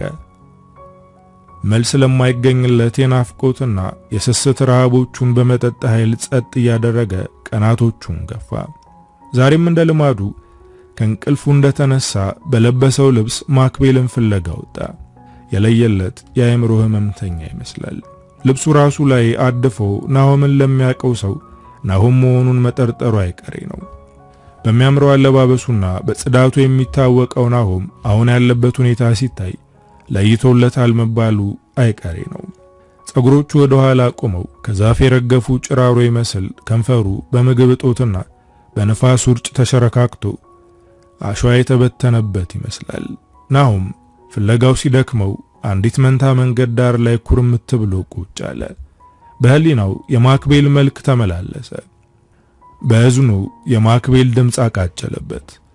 በነፋስ ሽውታው የማክቤልን ጠረን አምጥቶ ካፍንጫው ላይ አፈሰሰበት። ናሆም ስቅስቅ ብሎ አለቀሰ። ማኪ የት ሄደሽ ነው? የኔ ሙሽራ የት ሄድሽብኝ ማኪ? እባክሽ ማኪዬ እባክሽ። ናሆም ያለ ሰሚ እንባውን አፈሰሰ። ልቡ እስኪቆስል በእንባ ታጠበ። በህሊናው ግራ መጋባት ወረረው። በደመነፍስ ተነስቶ ወደ መጠጥ ቤቱ ሄደ። ናላው እስኪዞር ድረስ ከሰዓት የጀመረውን መጠጥ እስኪጨልም ሲጋታ መሸ። ባይጠጣም የሰከረ ሰውነቱ መጠጥ ተጨምሮበት ናውዟል። ከማክቤል ጋር ለዓመታት አብሮ ቁጭ ብሎ የተዝናናበት ቤት በብቸኝነት ቀጣችው። በማክቤል ናፍቆት ልቡን ሰረሰረችው። ሁልጊዜም ከሩቁና ማክቤልና ናሆምን ስትመለከት ሳምባዋን በካቲካላና በሲጃራ የምታነደው ሳርቃን ይህን ሰሞን ብቻውን ለዛውም እንደዚያ አቅሉን ስቶ እየጠጣ ስታይ በደስታና ግራ መጋባት መሃል ተውጣ ትመለከተዋለች። መቼም ያቺ መዥገር ደምህን መጣ ትታሄዳ ነው አለች። ባፏ ለራሷ ያልጎመጎመችው ከብዙ ቀን እይታ በኋላ ሄዳ ልታናግረው ወሰነች። መታጨሰውን ሲጋራ መሬት ላይ ጣል አድርጋ በጫማዋ ጫፍ ረገጥ አድርገው ወደ ናሆም በቀስታ መጠጋት ጀመረች። በልቧ ውስጥ ምን እለዋለሁ ምን ብዬ ጀምራለሁ የሚል ጥያቄ የጎተታት፣ ልቧ ግን ወደ ኋላ የለም እያለ አበረታታት። ቀጥ ብላ ሄዳ የተቀመጠው ክፍት ወንበር ላይ ቁጭ አለች። ናሆም ቀና ብሎ አልተመለከታትም። ሳርቃን ጉሮሮዋን ጠረግ አድርጋ ናሆም ብላ ጠራችው። ናሆም መልስ አልሰጣትም። የሚመለከተው ወደ ውጭ ነበር። ሳርቃን ፍርሃቷን ዋጥ አድርጋ ናሆም ደህና ነህ? አንደበቷ ይንተባተባል። ሰውነቷ ከናሆም አጠገብ በመቀመጧ አንዳች ስሜት ሲፈጥርባት ይታወቃታል። ናሆም ቀስ ብሎ ወደ ሳርቃን አንገቱን አዞረ። ማነሽ ደሞ? ናሆም በስካር ጭንቅላቱ ተንጦ የሚያየው ሁሉ ብዥታ ነው። መቀመጧ ባያበሳጨውም ማንነቷን አለማወቁ ግን አበሳጨው። ትንሽ ወደ ናሆም ተጠግታ ሳርቃን እባላለሁ አለችው። ናሆም ምንም አላላትም። ይበቃል፣ ወደ ቤት ልውሰድህ አለችው። አሁንም ናሆም መልስ አልሰጣትም። ጠርሙሱን ብድግ አድርጎ ተጎነጨ። በዓይኖቹ ገርመም አድርጓት ፊቱን መለሰ። ሳርቃን ዝም ብላ ተመለከተችው። ሰዓቱ በሄደ ቁጥር ከመዝናኛ ቤቱ ሰዎች አንድ በአንድ እየወጡ ሄዱ። ሳርቃን ከናሆም ጋር ብቻዋን ቀረች። አስተናጋጁን ጠርታ አግዘኝ አለችው። ሳርቃን ከአስተናጋጁ ጋር ሆና ናሆምን ለሁለት ተሸክመው መኪናዋ ውስጥ አስገቡት። ሳርቃን ናሆምን ይዛ ወደ ቤቱ ሄደች። ቤቱ ጋር ስትደርስ ናሆምን እንደምንም እንዲወርድ አድርጋ ናሆም እየተወላገደ ትከሻዋን ተጭኖ መራመድ ጀመሩ። ሳርቃን እጅግ ከብዷታል። ድንገት እግሮቹ ተቆላለፉበት። ግቢ ውስጥ አንድ ላይ ዘፋሉ። ሳርቃን እላያዋ ላይ ስለሆነ የወደቀው ጀርባዋን ህመም ተሰማት። ግን እሷ ከስሩና ናሆም ቁልቁል ሲመለከታት ውስጧ አዳፍና የያዘችው ፍቅሯ ግንፍል አለባት። ከናሆም ጋር በዚህ ልክ ተቀራርቦ ለመተያየትና ለመነካካት ቀርቶ እሱን ከሩቅ ለማየት የከፈለቻቸውን ዋጋዎች አሰበቻቸው። እሷ ላይ በስካር መንፈስ ተከምሮ በሰለሉ አይኖቹ የሚመለከታት ናሆምን ስታይ ጥብቅ አድርጋ አቅፋ ከንፈሮቹን፣ አንገቱን፣ ሰውነቱን አገላብጣ ብትስማቸው ተመኘች። ክብደቱም ሆነ የጀርባዋ ህመም ጠፋ። ናሆም በስካር ከተቆላለፈ አንደበቱ ቆንጂዬ ነሽ ብሎ እንደምንም ተንገዳግዶ ለመነሳት ሞከረ። ሳርቃን የሰማችውን አላመነችም። እዛው የተንጋለለችበት ሳር ላይ ቀና ብላ ሰማዩን ተመልክታ እውነት ነው አለች። መልስ የሰጣት አልነበረም። ከወደቀችበት ተነስታ ናሆምን ለመደገፍ ተከተለችው። ከኪሱ ቁልፉን ደባብሳ ፈልጋ በሩን ከፈተችው። ናሆምን ሶፋ ላይ ጋደም አድርገው ቁማ ተመለከተችው። ናሆም ምንም የሚያውቀው ነገር አልነበረም። ቀና ብሎ ሳርቃንን እያየ ቤቴን እንዴት አወቅሽው አላት። መልስ እስክትሰጠው ድረስ አልጠበቀም። እዛው ሶፋ ላይ ክልትው ብሎ በእንቅልፍ ከነፈ። ሳርቃን በጋዜጣ የተሸፈነውን የናሆምን ቤት እየተዘዋወረች ተመለከተችው። ቤት ውስጥ አንዳች ነገር የጎደለ ባለመኖሩ ለትዳር ዝግጁ እንደነበር ያሳብቃል። ግድግዳው ላይ የተለጠፉ ከማክቤል ጋር የተነሳቸው ፎቶዎች በትንንሹ ፈርጅ እንደያዙ ተለጥፈዋል። ሳርቃን ተበሳጨች። ብትገነጥላቸው ተመኘች። መለስ ብላ ተመልክታው ምን ገጥሞት ነው አለች በልቧ። ትንሽ ወረቀት ፈለግ አድርጋ ለናሆም መልእክት አስቀምጣለት ወጣ ሄደች። መኪናዋን በብዙ ስሜቶች መሃል እየዋዠቀች ነዳችው። አከነፈችው።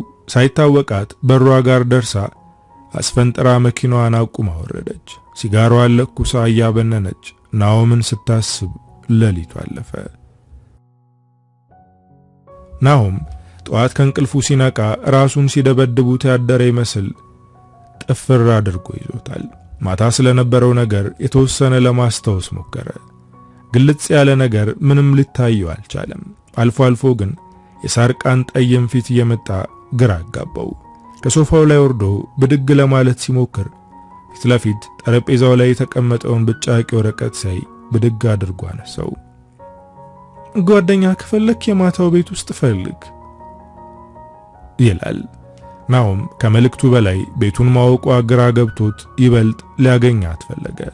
ሶፋው ላይ መልሶ ጋደም ብሎ ስለ ማክቤል ማሰላሰል ጀመረ። ብድግ ብሎ የማክቤልን ጉዳይ ወደ ያዙት መርማሪ ፖሊሶች ሄደ። መርማሪ ፖሊሶቹ በናሆም ለውጥ ተደናገጡ፣ እጅግ አዘኑለት። ናሆም አዲስ ነገር መኖሩን ጠየቃቸው። ምንም ግን ተስፋ የሚሆን ነገር እንዳላገኙ ነገሩት። እሱንም እንደ ሁልጊዜው የሚጠረጥረው ሰው ወይ የተጋጨችው ወይ ከሷ ጾታዊ ፍላጎት የነበረው ሰው ከነበረ ብለው ጠየቁት። ናሆም ምንም የሚያውቀው ሰው እንደሌለ ተናግሮ ወጣ። ሰዓቱን እሷን በመፈለግ ገፋ አደረገው እና ውስጡን ጸጥ ወደሚያደርግበት ቤት አቀና። እንደተለመደው ቁጭ ብሎ ሐሳቡን የልቡን ጩኸት ላለማዳመጥ በጠርሙስ ውስጥ ሕሊናውን አስመሸገ። ሳርቃን በጊዜ መታ ከሩቅ ታየው ነበር። ዛሬ ሰክሮ ማግኘቱን ሳይሆን በነጻ ሕሊናው ናሆምን ማውራት ፈለገች። ደፈር እንዲያደርጋት አንዲት ብርጭቆ መጠጥ ሻት አድርጋ ወደ ናሆም መታ ቁጭ አለች። ናሆም ቀና ብሎ ተመልክቷት ማንሽ አላት። ሳርቃን ፈጠን ብላ ሳርቃን እባላለሁ አለችው፣ እጇን ለሰላምታ እየዘረጋች። ናሆም እጁን ለሰላምታ አልሰጣትም። ብርጭቆውን አንስቶ ተጎነጨ። ሳርቃን ምንም አልመሰላትም። እጇን መልሳ አተኩራ ተመለከተችው። ምን ገጥሞ ነው አለች በዝግታ። ናሆም መልስ አልሰጣትም። ሚስት ደህና አይደለችም አለችው። ናሆም ዞር ብሎ ተመለከታት። ታውቂያታለሽ አለ። አዎ አለች ሳርቃን አንገቷን ነቅንቃ። የት? እዚሁ ካንተ ጋር። የት ሄዳኑ አሁን? ናሆም ሳይታወቀው እንባው ፈነቀለው። በልቡ ያለው ህመም በሳርቃን ጥያቄ ተፈነቀለ። ናሆም አለቀሰ። ሳርቃን በናሆም ለቅሶ ልቧ ተነካ። ናሆም ምን ነው አለችው። እሱ ወደ ተቀመጠበት ወንበር ጠጋ ያለች። ናሆም ያለምንም ምላሽ እንባዎቹ ኩልል ብለው ወረዱ። ጠረጴዛውን እየመታ ድምጹን ከፍ አድርጎ ማኪ የት ነሽ እያለ ጮኸ። ቤት ውስጥ ያሉ ሰዎች ሁሉ ግራ ተጋብተው ተመለከቱት። ናሆም ለቅሶውን አላቆመም። የት ነሽ? ምን ገጠመሽ አበባዬ? የኔ ሚስት ላገባሽ እኮ ነበር። ጥቂት ሌሊቶች ሲቀሩ ምን አገኘብኝ? ማኪ የት ነሽ? የቤቱ ጥበቆች እየጎተቱ ከቤት አስወጡት። ሳርቃን ሂሳቡን ከፍላ ከሱ ጋር ወጣች። ናሆም መሃል አስፓልት ላይ የለበሰውን ልብስ ለሁለት ቀዶ ከዓይኑና ካፍንጫው እንባና ንፍጥ ተደባልቆ እየወረደ እግሮቹ ወደ መሩት ተራመደ። ሳርቃን ለመራመድ የከለከላትን ተረከዝ ያለው ጫማዋን አውልቃ ናሆምን በሩጫ ተከተለችው። ልትደርስበት አልቻለችም። ልቧ በአፏ ልትወጣ ምንም አልቀራትም። ናሆም ከአንዱ ጥግ ሄዶ ተቀመጠ። ሳርቃን ከብዙ ሩጫ በኋላ ደረሰችበት። እባክህ ናሆም ተረጋጋ፣ መፍትሄ እንፈልጋለን፣ ተረጋጋ። ሳርቃን ከናሆም አጠገብ ቆጫለች። ናሆም ጭንቅላቱ ደንዝዟል። እህል ከቀመሰ ቀናቶች ተቆጥረው አጥንቶቹ ገጠዋል። የፊቱ ወዝ ርቆታል። ሳርቃን ስትመለከተው በናሆም ሁኔታ ልቧ ተነካ። እባክህ ከዚህ እንሂድ፣ እሺ በለኝ እባክህ አለችው። በዓይኖቿና በድምጿ ቅላጼ ልታባብለው እየሞከረች። ናሆም መልስ አልሰጣትም። ሳርቃን ብድግ ብላ ተነሳች። የናሆምን እጆች እየጎተተች ከተቀመጠበት አስነሳችው። ናሆም በዝምታ ተነስቶ የምትጎትተውን ሳርቃንን እየተከተለ ሄደ። እየሮጠች የመጣችበትን መንገድ ከናሆም ጋር እያዘገመች ተመለሰችበት። በመንገዱ ሁሉ ምን ነካት ብሎ የተመለከታት ሰው ዳግም አፉን እያጣመመ አዘነላት። ሳርቃን መኪናዋን ያቆመችበት ቦታ ስትደርስ የናሆምን እጅ ለቃ መኪናውን ከፈተችው። ከፊተኛው በር ከፍታ ናሆምን አስገባችው። ናሆም በዝምታ ሳርቃን ያዘዘችውን ሁሉ አደረገ። መሪው ላይ ቁጭ ብላ ለናሆም የመኪናውን ቀበቶ አሰረችለት።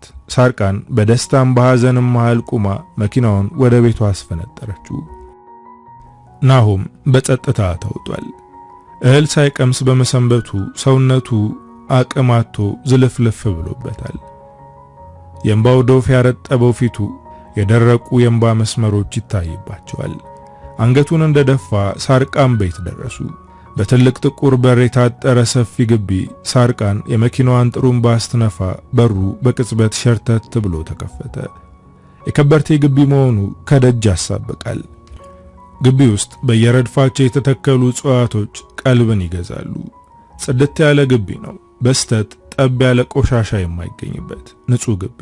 ሳርቃን መኪናውን ግቢ ውስጥ በአንደኛው በኩል አቁማ ከመኪናው ወረደች። በፍጥነት ወደ ናሆም በኩል መታ የናሆምን በር ከፍታ ደግፋ ያዘችው። አቅም የራቀው ናሆም እየተወላገደ በሳርቃን ትከሻ ላይ ተደግፎ ወደ ውስጥ ዘለቀ። የቤቱ ጽዳት፣ የተቀባው የቀለም ፍካት፣ የዕቃዎቹ አይነትና አቀማመጥ በሰው ሕሊና ውስጥ የሚፈጥረው የሆነ መረጋጋት አለው። የተለያዩ ስዕሎች በትልቁ ቤቱ ላይ ተሰቅለው ትንሽ ማብራሪያ የሚፈልጉ ብዙ ትንተና የሚያሻቸው አብስትራክት ስዕሎች በየግድግዳው ጠርዝ ላይ ተሰቅለዋል። ሳርቃን ወደ ሶፋው ይዛው ሄዳ አስቀመጠችው። መጣው ብላ ወደ ክፍሏ ሄዳ ፎጣና ሳሙና ይዛለት መጣች። ናሆም እምቢም እሺም ለማለት አቅም አልነበረውም። ተቀብሏት ለእንግዳ ወደ ተዘጋጀው መታጠቢያ ቤት ሄደ። ሳርቃን አስገብታው ወደ ኩሽና ገብታ ምግብ ማብሰል ጀመረች። ናሆም ከጥቂት ቆይታ በኋላ ተጣጥቦ መጣ። ትንሽ ቀለል ያለው ይመስላል። ለቀናት የታጨቀው ድፍ ሲራገፍለት የቀድሞ ናሆም መልክ በጥቂቱ መታየት ጀመረ።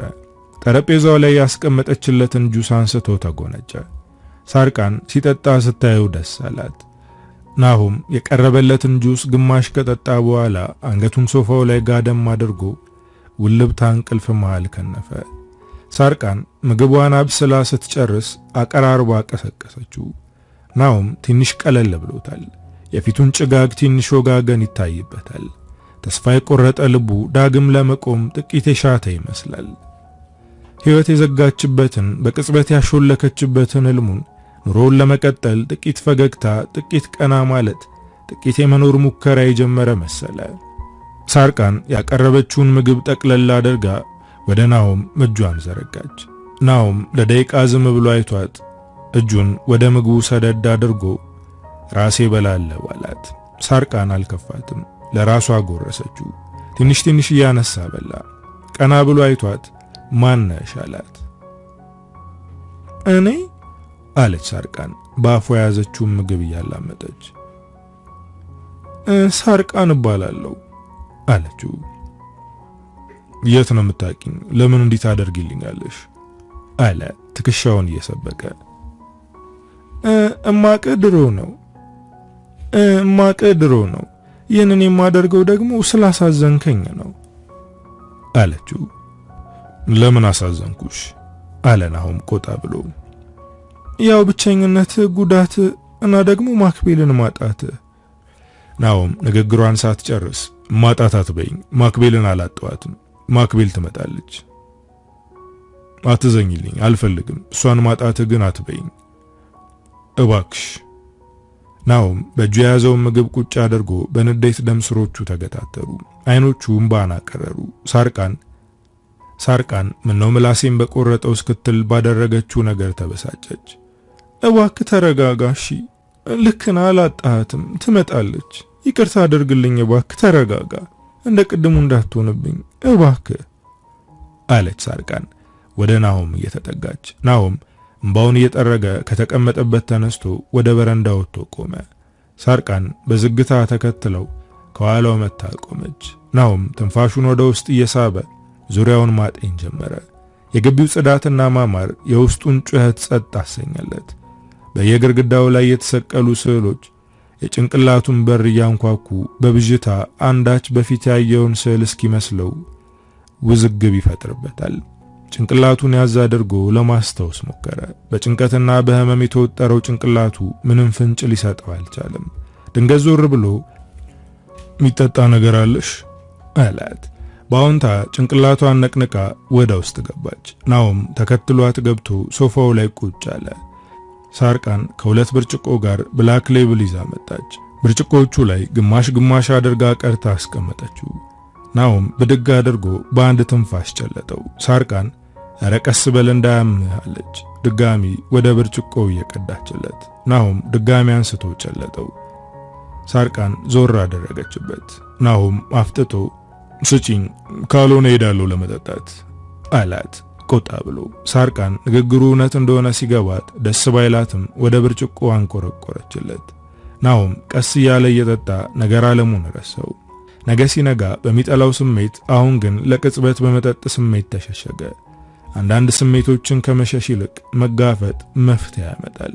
የትኛውም ጭንቀት በመጠጥ ሊበርድ ይችላል፣ ነገር ግን ሊጠፋ ሊቀረፍ አይችልም። መጠጥ ራሱን ችሎ ሌሎች በመጠጥ እንኳን ልንሸሻቸው የማንችላቸውን ጭንቀቶች ይዞ ይመጣል። ብዙ ጊዜ እኛ መጀመሪያ የሚመጣልን መፍትሄ መሳይ አጥፊ መሸሸጊያ ነው። መጠጥ ለጊዜው የራሱን ዓለም ሰጥቶን ጭንቀታችንን ደመና ላይ ያንሳፍፈዋል። በመጠጥ የካብነው ዓለም በንፋስ ሲሻር ጭንቃችን ከደመናው ወርዶ ወደ ቀድሞ ቦታው ይመለሳል። የመታለልና የማታለል ዓለም። ናሆም በመጠጡ አቅሉን ሳተ። አፎቹ እየተንተባተቡ የማክቤልን ስም ይጠራል። ሳርቃን አልከፋትም። አጠገቡ ሂዳ ቁጭ አለች። ናሆም ወደ ያባውን ሁሉ መቀባጠር ጀመረ። ማኪ ትንሽ ቀን እኮ ነበር የቀረን የኔ ላረግሽ። በስካር የተኮላተፈው አንደበቱ ለሳርቃን ጆሮ ዜማ ነበረው። ላገባት እኮ ነበር፣ ልጅ ልትወልድልኝ እኮ ነበር። ግን ምን አለች ሳርቃን። ግን ጠፋች፣ ብን ብላ ጠፋች። ሽቶዋም ደብዛዋም ጠፋ። ማኪ ጠፋች አለ አይኖቹን ባን እያዘሩ። ሳርቃን ያልጠበቀችው ነገር ቢሆንም ትንሽ ደስታ ልቧን ይሰማት ነበር። በሩቅ የህልም እንጀራው ነው። ከሩቅ ስታየውና ስታለቅስበት ስትመኘው የነበረው ሰው ዛሬ ለፍስፍስ እርዳታን የሚሻው ነው ቤቷ ውስጥ መሆኑን ስታስብ በጊዜ ጉልበት ተደነቀች። ናሆም ስለ ማክቤል ማውራቱን አላቆመም። የልጅነቴ ሕይወቴን ፍቅሬን ያየውባት መኖርን የተማርኩባት የኔ እርግብ የኔ ወፍ በረረች። ሜጇን ሳላውቅ በረረች። ወደ እኔ ጎጆ ልትገባ ቀናቶች ሲቀሩ በረረች። ማኪ። ሳርቃን ወደ ናሆም ተጠግታ አቀፈችው። ናሆም ደረቷ ላይ ተጣብቆ አለቀሰ። ለሳርቃን ናሆምን መንካት ህልም ነበር። በናሆም መታቀፍ ምኞቷና ናፍቆቷ ነበር። ናሆምን ስታቅፈው ሰውነቷን ኤሌክትሪክ እንደነካው ነዘራት። አንዳች ስሜት ውርር አደረጋት። የልቧ ትርታ ጨመረ። ናሆም ማልቀሱን እንዲያቆም ጭንቅላቱን ቀና አድርጋ በሁለቱም እጆቿ ፊቱን ያዘችው። እንባውን ጠረገችለት። ናሆም እንደ ልጅ ይመለከታታል። ሳርቃን በጨርቋ እንባዋን እየጠረገች አይኖቹን አተኩራ ተመለከተችው። ናሆም እንባውን ገታ አድርጎ ሳርቃንን ተመለከታት። ሳርቃን ከልቧ የሚገፋትን ስሜት አታውቀውም። ከልቧ የሚንጣትን ስሜት ልትቆጣጠረው አልቻለችም። ተስገብግባ ከንፈሩ ላይ ተከመረችበት። ናሆም መናገርና መተንፈስ እስኪያቅተው ድረስ ከንፈሮቹን አፍና ያዘቻቸው። ናሆም ሳርቃንን ገፍትሮ ከሰውነቱ አላቀቃት። ሳርቃን ከስሜት ማዕበሏ ስትመለስ ባደረገችው ነገር ተበሳጨች። ራሷን ጠላችው። እድሏን ሁሉ እንዳበላሸች ተሰማት። ናሆም በስካሩ ውስጥ እንኳን ንዴቱ የዋዝ አይደለም። ከተቀመጠበት ተንገዳግዶ ተነሳ። ማነሽ አንቺ ማነሽ ባለጌ አለ በስካር በተኮላተፈ አንደበቱ ቃሉን እየሰባበረ። ሳርቃን አንገቷን ደፍታ ቀረች። ናሆም ወደ በሩ ለመውጣት ሲሄድ ስትሮጥ ተከትለው ሄደች። እባክህ አትሂድ፣ መሽቷል። እባክህ ይቅርታ አድርግልኝ፣ ዳግም እንዳላደርግም እባክህ። ዞር በይልኝ አለ የጮኸ። አይሆንም ናሆም፣ እባክህ በዚህ ሌሊት የት ነው የምትሄደው? እባክህ። ሳርቃን ወደ በሩ ሩጣ በሩን ተደግፋ ቆመች። ናሆም ገፍትሯት በሩን ከፍቶ ወጣ። ሳርቃን ግራ ገባት። ባለችበት ቁጭ ብላ አለቀሰች። ናሆም እየተወላገደ የቤቱ አቅጣጫን ለመለየት መሃል መንገድ ላይ ቆመ። ጥቂት ከተጓዘ በኋላ መንገድ ላይ ቁጭ አለ። እዛው መንገድ ላይ እንቅልፍ ይዞት ሄደ። የጠዋት ፀሐይ የናሆም ፊት ላይ የሞተ ተስፋውን ለማንቃት ይመስል ፍንትው ብላ ወጣች። ናሆም ቀስ በቀስ አይኑን ገለጠ። ያለበትን ሲመለከት ደነገጠ። በድንጋጤ ተነስቶ ወደ ቤቱ አዘገመ። ማታ ስለነበረው ቆይታ በጥቂቱ ለማስታወስ ሞከረ። የሳርቃን መልክ ፊቱ ላይ ግጥም አለበት። ቆም አለ። በቀስታ እያንዳንዱን ነገር ለማስታወስ ሞከረ። ከንፈሮቹን በእጆቹ ነካቸው። ናሆም ቀፈፈው። በልብሱ ጫፍ ከንፈሩን እየደጋገመ ጠራረገ። በህሊናው ቤት ውስጥ የተሰቀሉት ስዕሎች መጥተው ተደረደሩ። ናሆም ወደ ቤቱ ሲሮጥ ሄደ። የቤቱን በር በደመ ነፍስ ከፍቶ ገብቶ ከመጽሐፍ መደርደሪያው ላይ ያስቀመጠውን ከማክቤል ጋር በር ላይ ያገኙትን ስዕል አነሳው። በፍጥነት ገለጥ አደረገው። ስዕሎቹን ተመለከታቸው። ሳርቃን ቤት ካያቸው ስዕሎች ጋር አሳሳላቸውና የቀለም ምርጫቸው እያንዳንዱ ነገር አጢኖ ተመለከተ። ከስዕሉ ጋር አብሮ ያስቀመጣት በብጫቂ ወረቀት የተሞነጨረችውን ጽሑፍ ደጋግሞ አነበባት። ናሆም ስዕሉን ይዞ ሲሮጥ ከቤት ወጣ። ወዴት እንደሚሄድ ያውቃል። የቤቱን አቅጣጫና ያለበትን ቦታ ግን ሊያውቀው አልቻለም። ናሆም አቅጣጫውን ቀይሮ ወደ መጠጥ ቤቱ ሄደና ቁጭ አለ። እንደሌላ ጊዜ የሚጠጣ ነገር አላዘዘም። ደጅ ደጁን እያየ ሳርቃንን ጠበቀ። ከማለዳ ጀምሮ አመሻሽ ድረስ ናሆም ቁጭ ብሎ እየተብሰለሰለ ሳርቃንን ጠበቀ። ሳርቃን ከሌላ ጊዜውም ለመምጣት በጣም ዘገየች። ናሆም ደጅ ደጁን እያየ ማምሸቱ ግራ ያጋባቸው የቤቱ ባለቤቶች በናሆም ጸባይ መለወጥና በገጠሙት ሐዘኖች ሁሉ ልባቸው እየተነካ በሐዘን ወደ ራሱ እስኪመለስ እያሉ ታገሱት። ሳርቃን ዛሬ እንደሌላ ቀን አልዘነጠችም። ቤት ውስጥ በለበሰችው ልብስ የመጣች ትመስላለች።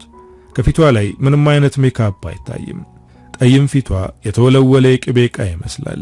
ገና ወደ ውስጥ ስትገባ ናሆም ብድግ ብሎ ቆመ። ሳርቃን በናሆም ሁኔታ ደነገጠች። እንዳልሰከረ የሰውነቱ ብርታት መቆምና የአይኖቹ እይታ ያስታውቃሉ። ሳርቃን በማታው ድርጊቷ ተበሳጭቶ እንደሆነ አሰበች። ናሆም እየተራመደ ወደ ሳርቃን ተጠጋ። በእጆቹ የያዘውን ወረቀት ከፍቶ ምንድነው ይሄ ያለ። ሳርቃን ግራ ተጋብታ ተመለከተችው። ናሆም አይኖቹ ፈጠጡ። በንዴት የእጆቹ መንቀጥቀጥ በእጁ የያዘውን ወረቀት ሲያወራጨው ጎልቶ ይታይ ነበር። ሳርቃን ግራ ተጋብታለች። ይሄ ምንድነው አለ ናሆም ሳርቃን ላይ አፍጥጦ። ምንድነው አለች ሳርቃን በእጁ የያዘውን ወረቀት እያየች። ሳርቃን በቀስታ በእጁ የያዘውን ወረቀት ተቀብላ ከፈተችው። ለሳርቃን ስዕል ማየት የሚያስገርም ነገር አይደለም። ምንድነው አለችው። ናሆም ወደ ሳርቃን በደንብ ተጠጋ። እኔን ትጠይቂኛለሽ እንዴ? ንገሪኝ እንጂ ራስሽ። ምንድነው ይህ ስዕል? አስረጂኝ። ናሆም ምን ነካ? ስለምንድነው የምታወራው? ስለምታወራው ነገር ምንም አላውቅም። ከየት ነው ያመጣው? ናሆም የሹፈት ሳቁን አሽካካ። እባክሽ ስለዚህ ስዕል በደንብ ታውቂያለሽ። ማነሽ አንቺ? ንገሪኝ።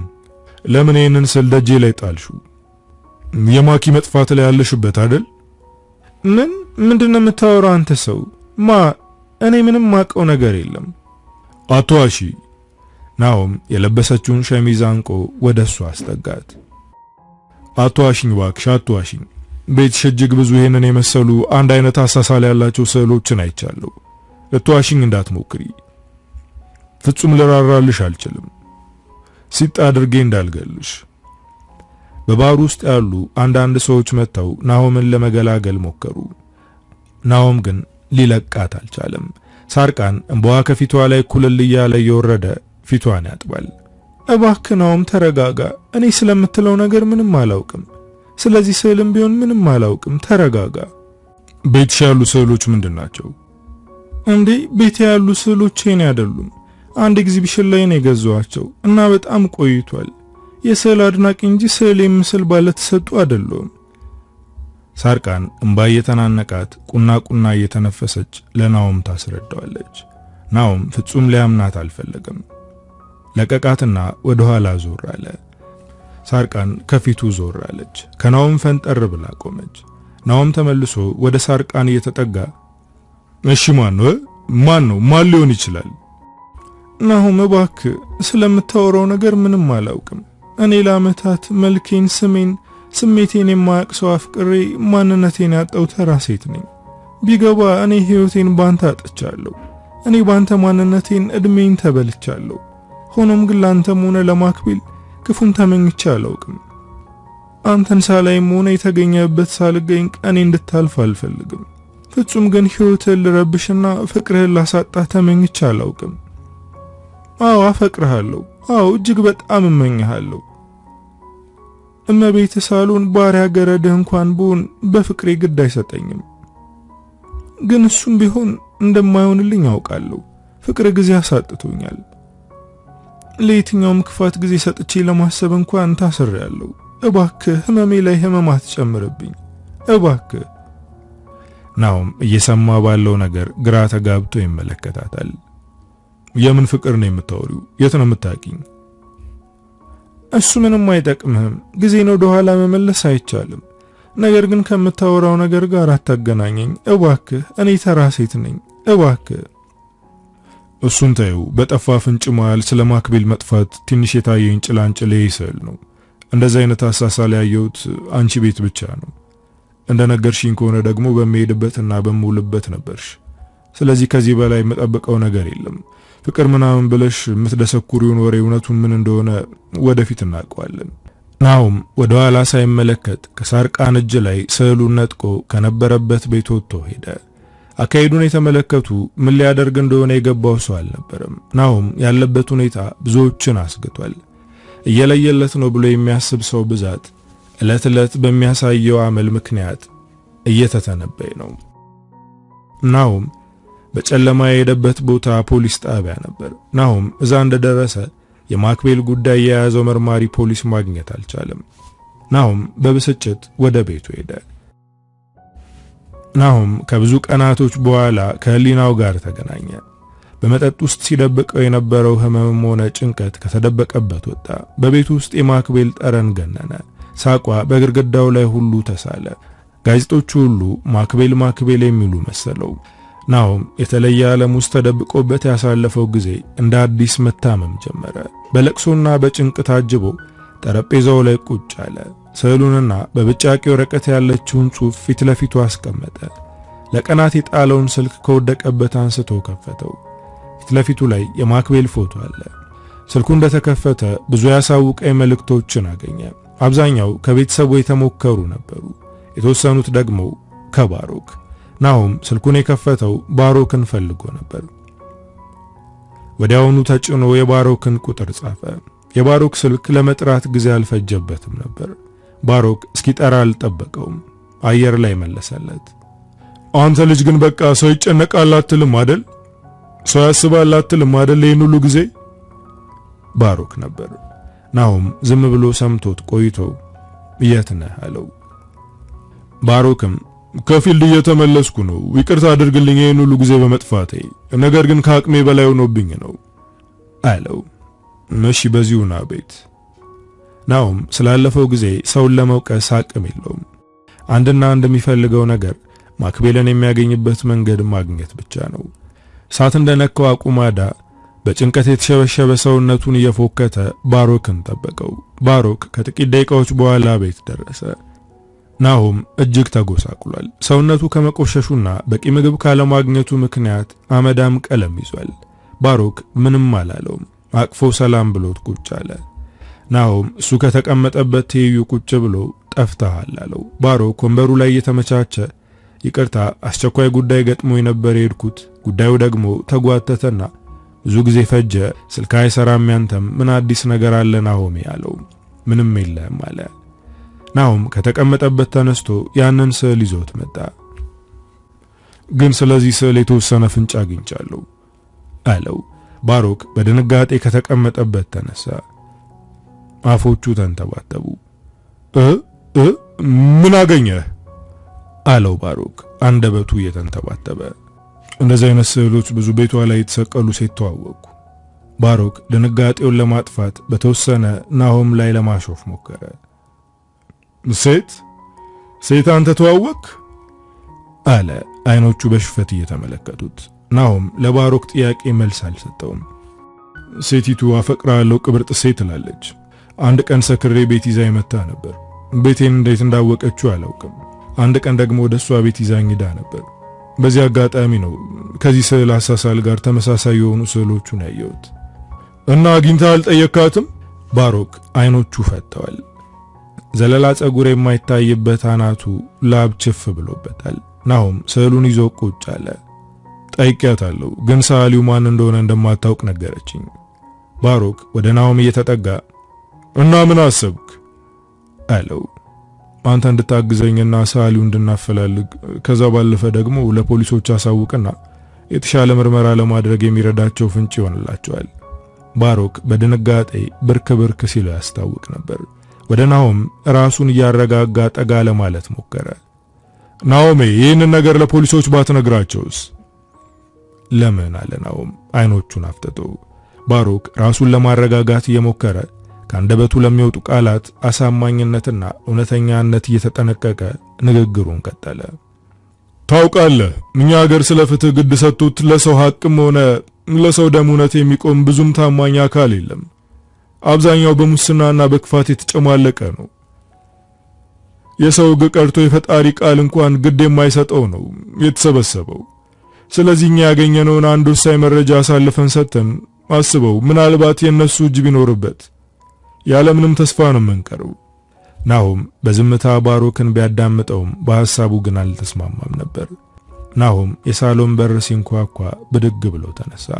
በሩን ሲከፍት የማክቤልን ጉዳይ ይዞት የነበረው መርማሪ ነበር። ናሆም በመርማሪው መምጣት ፈገግ ብሎ እንኳን ደህና መጣህ፣ መጥቼ እኮ አጣሁህ አለው።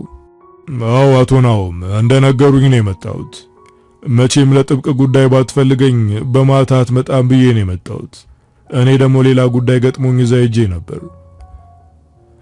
እሺ ግባ መርማሪ። ናሆም ፊት ለፊት መርማሪውን እየመራ ወደ መቀመጫ ቦታው ወሰደው።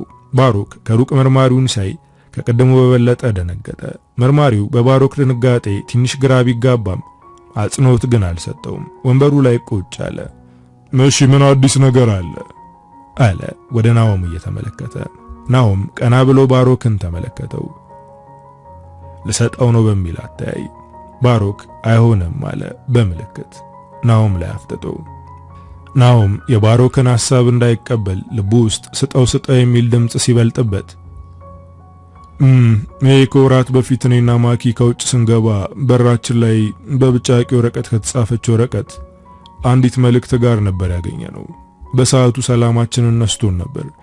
በጊዜ ሂደት ግን እየረሳ ነው መጣን አለ። መርማሪው ከናሆም ስዕሉን ተቀብሎ አተኩሮ ተመለከተው። እስካሁን ድረስ ለምን አላሳየኸኝም ናሆም? ምን መሰለ መርማሪ፣ ለብዙ ቀናቶች ከራሴ ጋር አልነበርኩም። በዚህ ሰሞን ግን አንዲት ሴት አንድ ሁለት ምልበት ቦታ አግኝታኝ ወደ ቤቴ ማምጥታኝ ነበር። ወደ እሷን ቤት ወስዳኝ ነበር እና ቤቷ ላይ ይህንን ስዕል የመሰሉ ብዙ ስዕሎች ተሰቅለው አየሁ። ከዛ ነው ይህ ስዕል ትዝ ያለኝ። ሌላው ደግሞ ቤቴ ያመጣችኝ እኔ በጣም ሰክሬ ነው።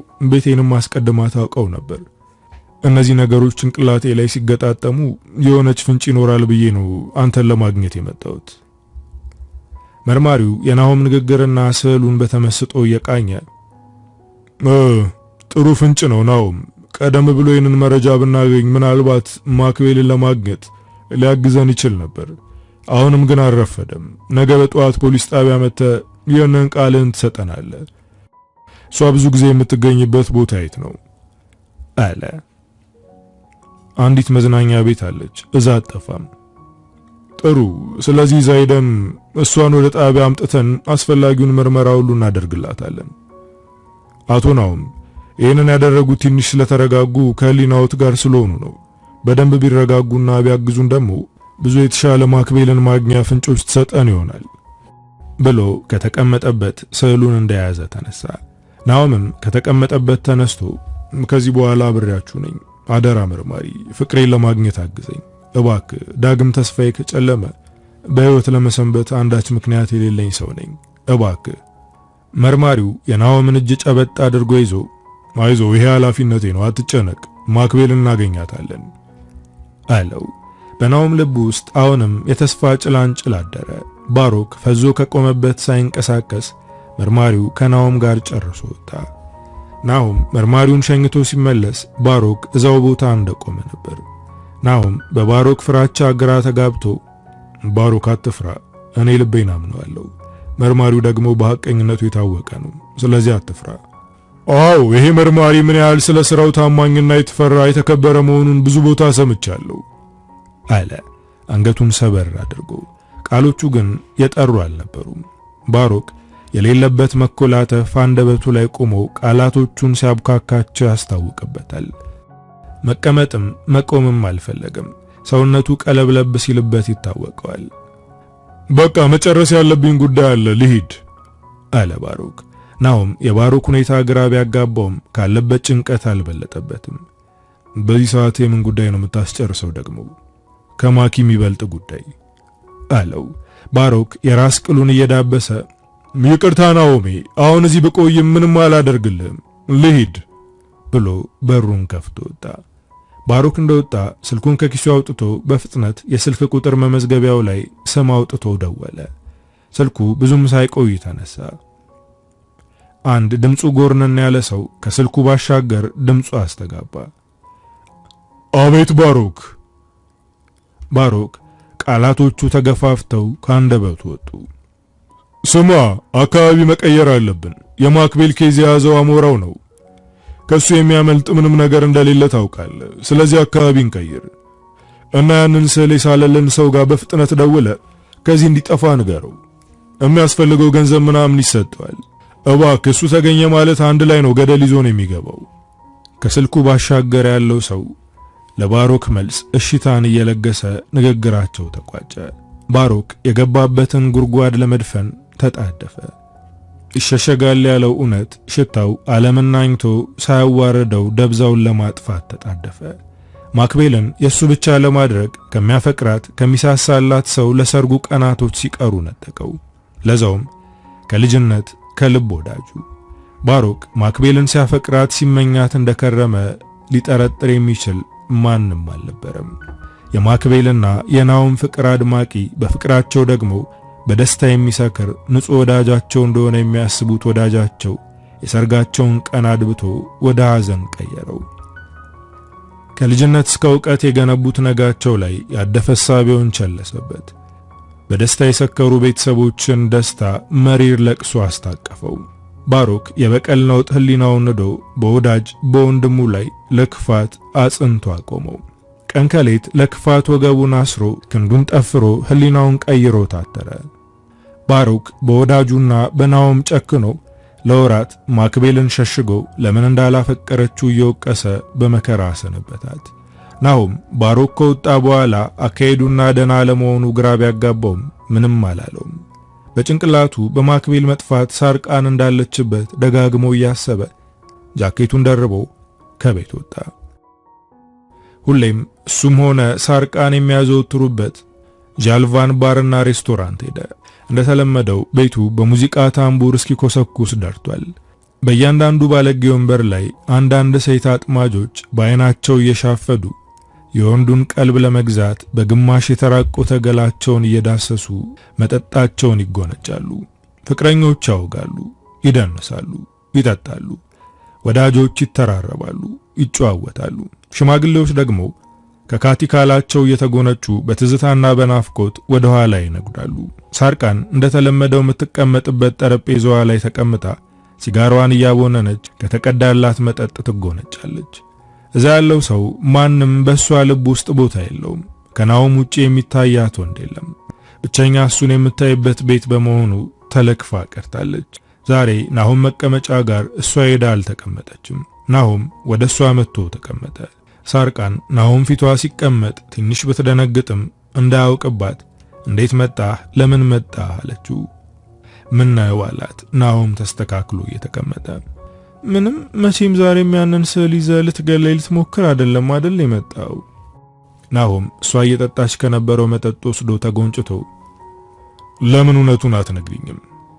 የምን እውነት ልንገርህ? ስለ ሁሉም ነገር ንገሪኝ እባክሽ። ናሆም እባክህ አትፈታተነኝ። ስላወራው ስዕልም ሆነ ታሪክ የማውቀው ምንም ነገር የለም። እኔ አንተን ከማፍቀርና ከመከተል ውጪ ምንም ነገር አስቤም አድርጌም አላውቅም። በምን ልመንሽ? አለ ናሆም። አመንከኝ አላመንከኝ ጉዳይ አይደለም። እስካሁን ከተጎዳሁት ጉዳት የበለጠ ጉዳት በህይወቴ ውስጥ ሊመጣ አይችልም። ፍቅሬን ላትቀበል ሌላ ህመም አታምጣብኝ። ከህይወቴ ውጣ፣ በቃ ተወኝ። ሳርቃን ስልኳና ቦርሳዋን አንስታ ናኦምን ባለበት ተታወጣች። ናኦም ምናልባት ከምርመራው በፊት ብጠፋስ ብሎ በፍራቻ ተከትሏት ወጣ። የተጣደፈች መኪናዋ ውስጥ ገብታ መኪናዋን አስነሳችው። ናኦም ሲሮጥ ደረሰባት። የፊት ለፊቱን በር ከፍቶ ገባ። ምን ፈለክ? ውረድልኝ፣ እባክህ ውረድልኝ ናኦም አለችው። ናኦም ረጋ ብሎ እባክሽ አትጩይብኝ፣ ዝም ብለሽ ንጁ። ወዴት ነው የምነዳው? አለችው። በናኦም እርጋታ ልቧ እርጋታ እየተሰማት ሳርቃን ወደ ቤቷ በፍጥነት ነዳችው። ቤቷ ስትደርስ ወርዳ ናኦምን ግባ ሳትለው እሷ ወደ ቤት ፈጠን ብላ ገባች። ናኦም ከመኪናው ወርዶ ግቢውን ቃኘት ታደረገው። በጣም አረንጓዴ፣ በብዙ ጥንቃቄ እንደተያዘ ያስታውቃል። እያንዳንዳቸው አትክልቶች፣ አበቦች የተሰጣቸው እንክብካቤ በወዛቸውና በሰጡት ፍሬ ውበት ያስታውቃሉ። የቤቱ አሰራርና የቀለሞቹ ምርጫ ደስ አሰኙት። ናኦም የዘመናዊ ቤት አድናቂ አይደለም፣ ግን የሳርቃን ቤት ውበት አስገረመው። ወደ ውስጥ በቀስታ እያንዳንዱን ነገር እያጤነ ዘለቀ። ወደ ሳሎን እንደገቡ ፊት ለፊት የሚታይ አንዲት ሴት እርቃኗን አጎንብሳ በነጭ ቀለም ተስላለች። ከስዕሉ ጀርባ ያለው ወደ ጥቁርነት የተጠጋ ቀለም ስዕሉ ጎልቶ እንዲታይ ያግዞታል። እርቃኗን ጉልበቷን ታቅፋ ካጎነበሰችው ሴት ውጪ ስዕሉ ላይ ነፋስ የበተናቸው አበቦች ይታያሉ። ናኦም ጠጋ ብሎ በደንብ ተመለከተው። ስዕሉ ሊገባው አልቻለም። ከስዕሉ በታች ዝቅ ብሎ በጥቁር ቀለም ሁለት የተቆላለፉ ፊደሎች ላይ ፊርማ ይታያል። የሰዓሊው ፊርማ መሆኑ አያጠራጥርም። ናኦም ከጎን ወዳለው ስዕል እየተመለከተ ሳርቃን ሶፋው ላይ ከነጫማዋ እግሯን ሰቅላ ጂኗን እያንቆረቆረች ትጋታለች። ናኦም ስዕሎቹን ተመልክቶ አንዳንዶቹን ደግሞ በስልክ ፎቶ አንስቶ ወደ ሳርቃን እየተጠጋ ሰዓሊው ማን ነው አላት። ሳርቃን ስካርና ሏን አጡዞታል። አፏ ተሳስሯል። ጋደም ካለችበት ቀና ብላ የልቤ ሰው አለችው። የልቤ ሰው ማን ነው አላት። እንጃ አለች ሳርቃን ትከሻዋን እየሰበቀች። ማን ነው ሳርቃን አለ እየተጠጋት። ሳርቃን ቀና ብላ ያየችው እውነት አላቀውም አለች። የናኦምን ከንፈሮች በአይኖቿ እየተመለከተች አንዴ ደረቱን አንዴ አይኖቹን እያየች ወደ ናኦም ተጠጋች። አይኖቿን እያስለመለመች እውነት ናኦሚ አላቀውም አለችው። እጆቿን ናኦም እጅ ላይ አስቀመጠቻቸው። ወደፊቱ ተጠግታ የናኦምን አይኖች አየቻቸው። ጥላቻ እንጂ ፍቅር አይነበብባቸውም። ለሳርቃን ምንም ግድ አልሰጣትም። ተስፈንጥራ አንገቱ ስር ገባች። አንገቱን በከንፈሮቿ ዳሰሰቻቸው። በእጆቹ ራሱን እየዳበሰች ጭንቋን ወደ ውጭ ተነፈሰች። ከአንገቱ ስር ወጥታ አይኖቹን እየተመለከተች ስካር ያኮላተፈው አንደበቷን አላቃ ናኦሚ እኔ እኮ አፈቅርሃለሁ፣ ነፍሴ እስክትወጣ አፈቅርሃለሁ። ዓለሜ እኮ አንተ ነህ። ምን ላድርግልህ? እንደፈለክ አድርገኝ በእናትህ ናኦሚ። ይኸው ሳርቃን የለበሰችውን ልብስ ያወለቀች የናኦምን እጅ በእጇ ጎትታ ና ይኸው ናኦሚ፣ ላንተ ምሰስተው ምንም የለኝም እባክህ። ናኦም ከተቀመጠበት ንቅንቅ አላለም። ያወለቀችውን ሸሚዝ መልሶ አለበሳት። ሳርቃን በተቃራኒው ደግሞ የሱን ሸሚዞች ቁልፍ መፍታት ጀመረች። አንገቱ ላይ ድጋሚ ተጣበቀች። አንገቱን እየሳመች ደረቱን ለመሳም የደረቱን ሸሚዝ ቁልፍ ፈታች። ናኦም እሷ በተጠጋችው ቁጥር እየራቀ ረፊ ሳርቃን አለ። ሳርቃን የናኦምን ንግግር እንዳልሰማች ችላ ብላ ሸሚዙን ከፍታ ወደ ደረቱ ዝቅ አለች። ናኦም ሳርቃንን ታገላት። ሳርቃን በመጠጥ ጉልበት ታግዛ ሰውነቷ ላይ የነደደውን የፍቅርና የዝሙትን ዳር ልትወጣ ናኦምን ታገለችው። ናኦም በቅጽበታት ካጠገቡ ገፍትሮ ሶፋው ላይ ወርውሯት ተነሳ። ሳርቃን ሶፋው ላይ ተደፍታ ረጅም ሰዓት በለቅሶ አሳለፈች። ናኦም ትቷት ከቤት ወጥቶ ሄደ። ሳርቃን እዛው ስታለቅስ የተደፋችበት ሶፋ ላይ ነጋ። ግማሽ ተቆልፎ ግማሽ የተፈታው ሸሚዟ እንደተዛባ የጠጣችበት ብርጭቆ ክልብስ ብሎ መሬት ላይ እንደወደቀ የሳርቃን ቤት በር ተንኳኳ። ሳርቃን በተደጋጋሚ ሲንኳኳ ጋደም ካለችበት ተነሳች። ጸጉሯ በተለያየ አቅጣጫ ቆሟል። ራስ ምታት በቀኝም በግራም ጥፍንግ አድርጎ ይዟታል። ሳርቃን አይኖቿን እያሻሸች ወደ በሩ ሄዳ በሩን ከፈተች። ናሆም ከኋላ ቆሟል። ከፊት ሁለት መለያ ልብስ የለበሱ ፖሊሶች ነበሩ። ጤና ይስጥልኝ ወይዘሪት ሳርቃን አለ መርማሪ ፖሊሱ። ሳርቃን በድንጋጤ ውስጥ ሆና አብሮ ይስጥልን አለችው።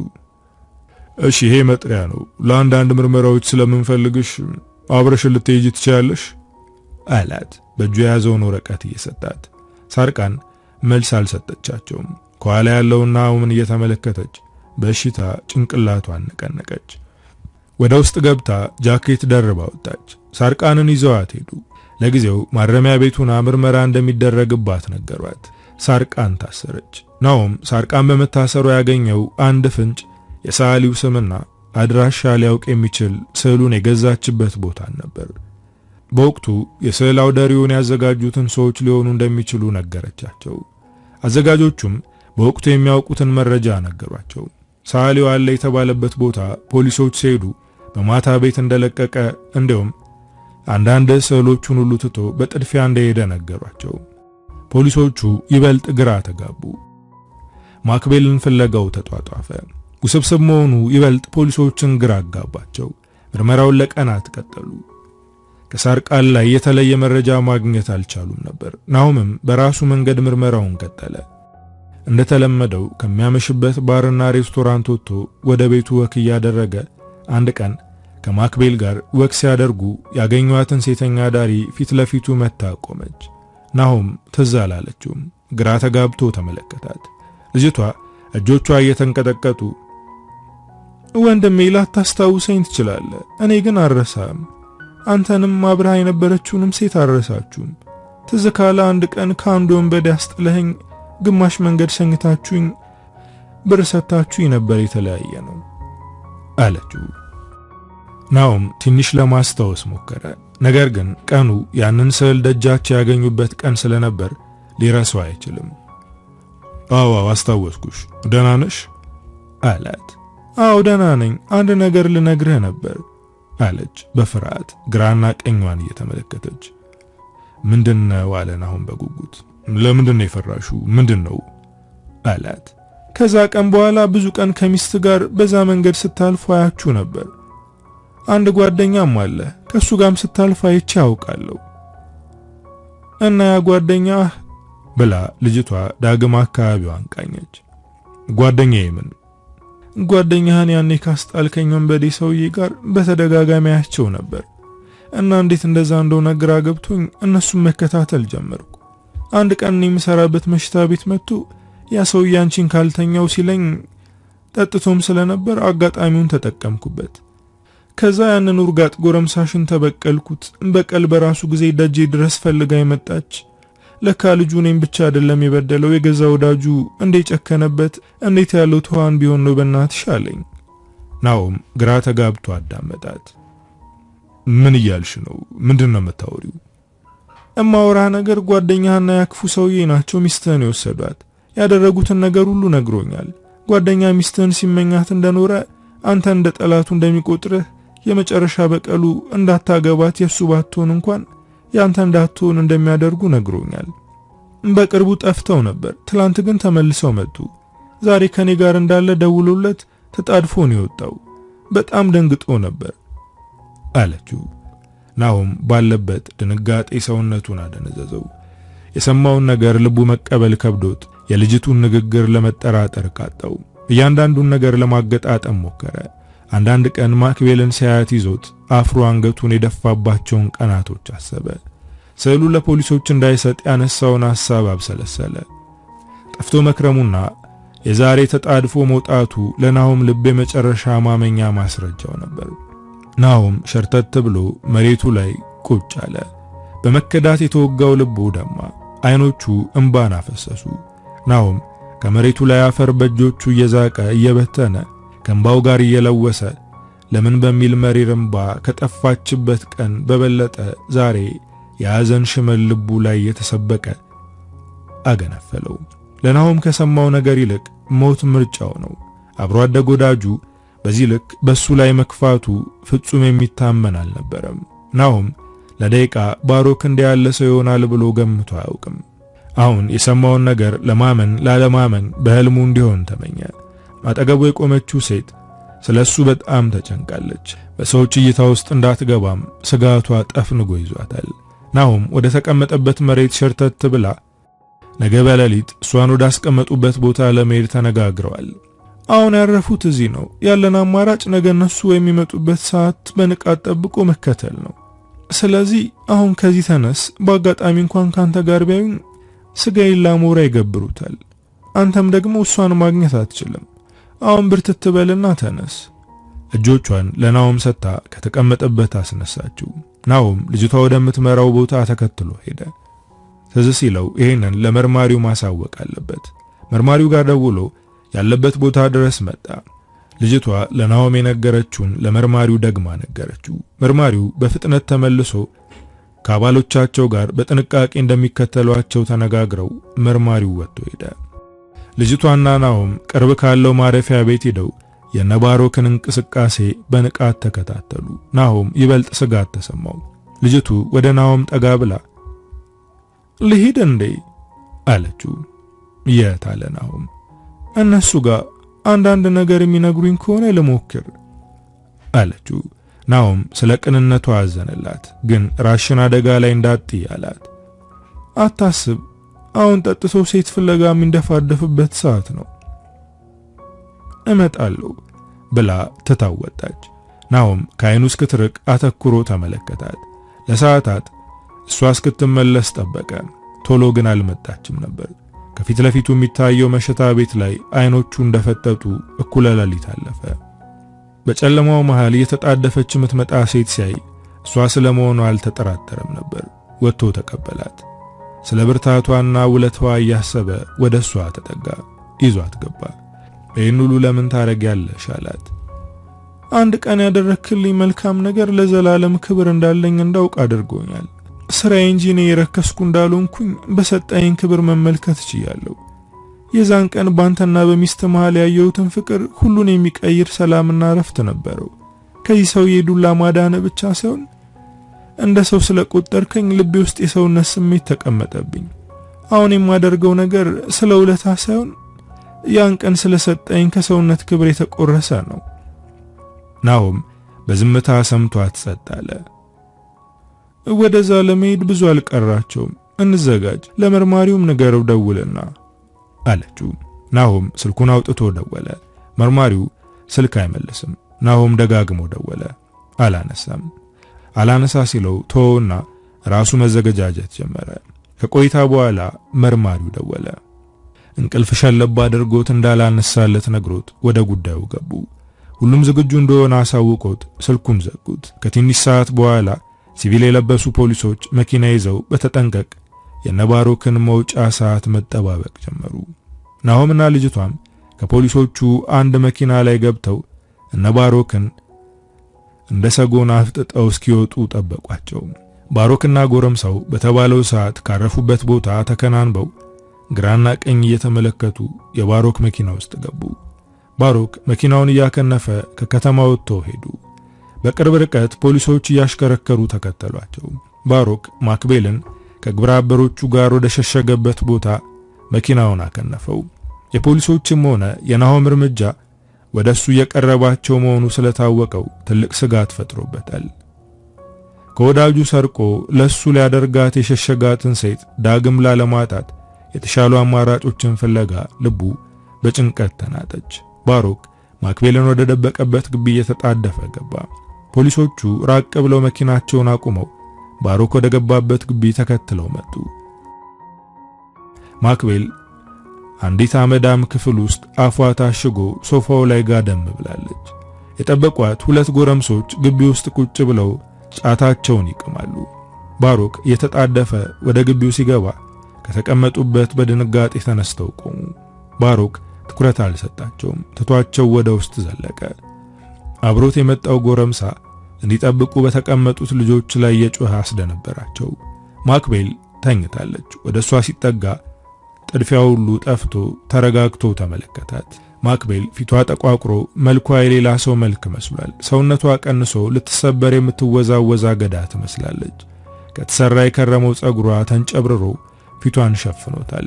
ባሮክ ጠጋ ብሎ ከፊቷ ላይ ጸጉሯን ዘወር አደረገው። ማክቤል ደንግጣ ተነሳች። ባሮክ እጆቹን ሰብስቦ አስደነገጥኩሽ አላት።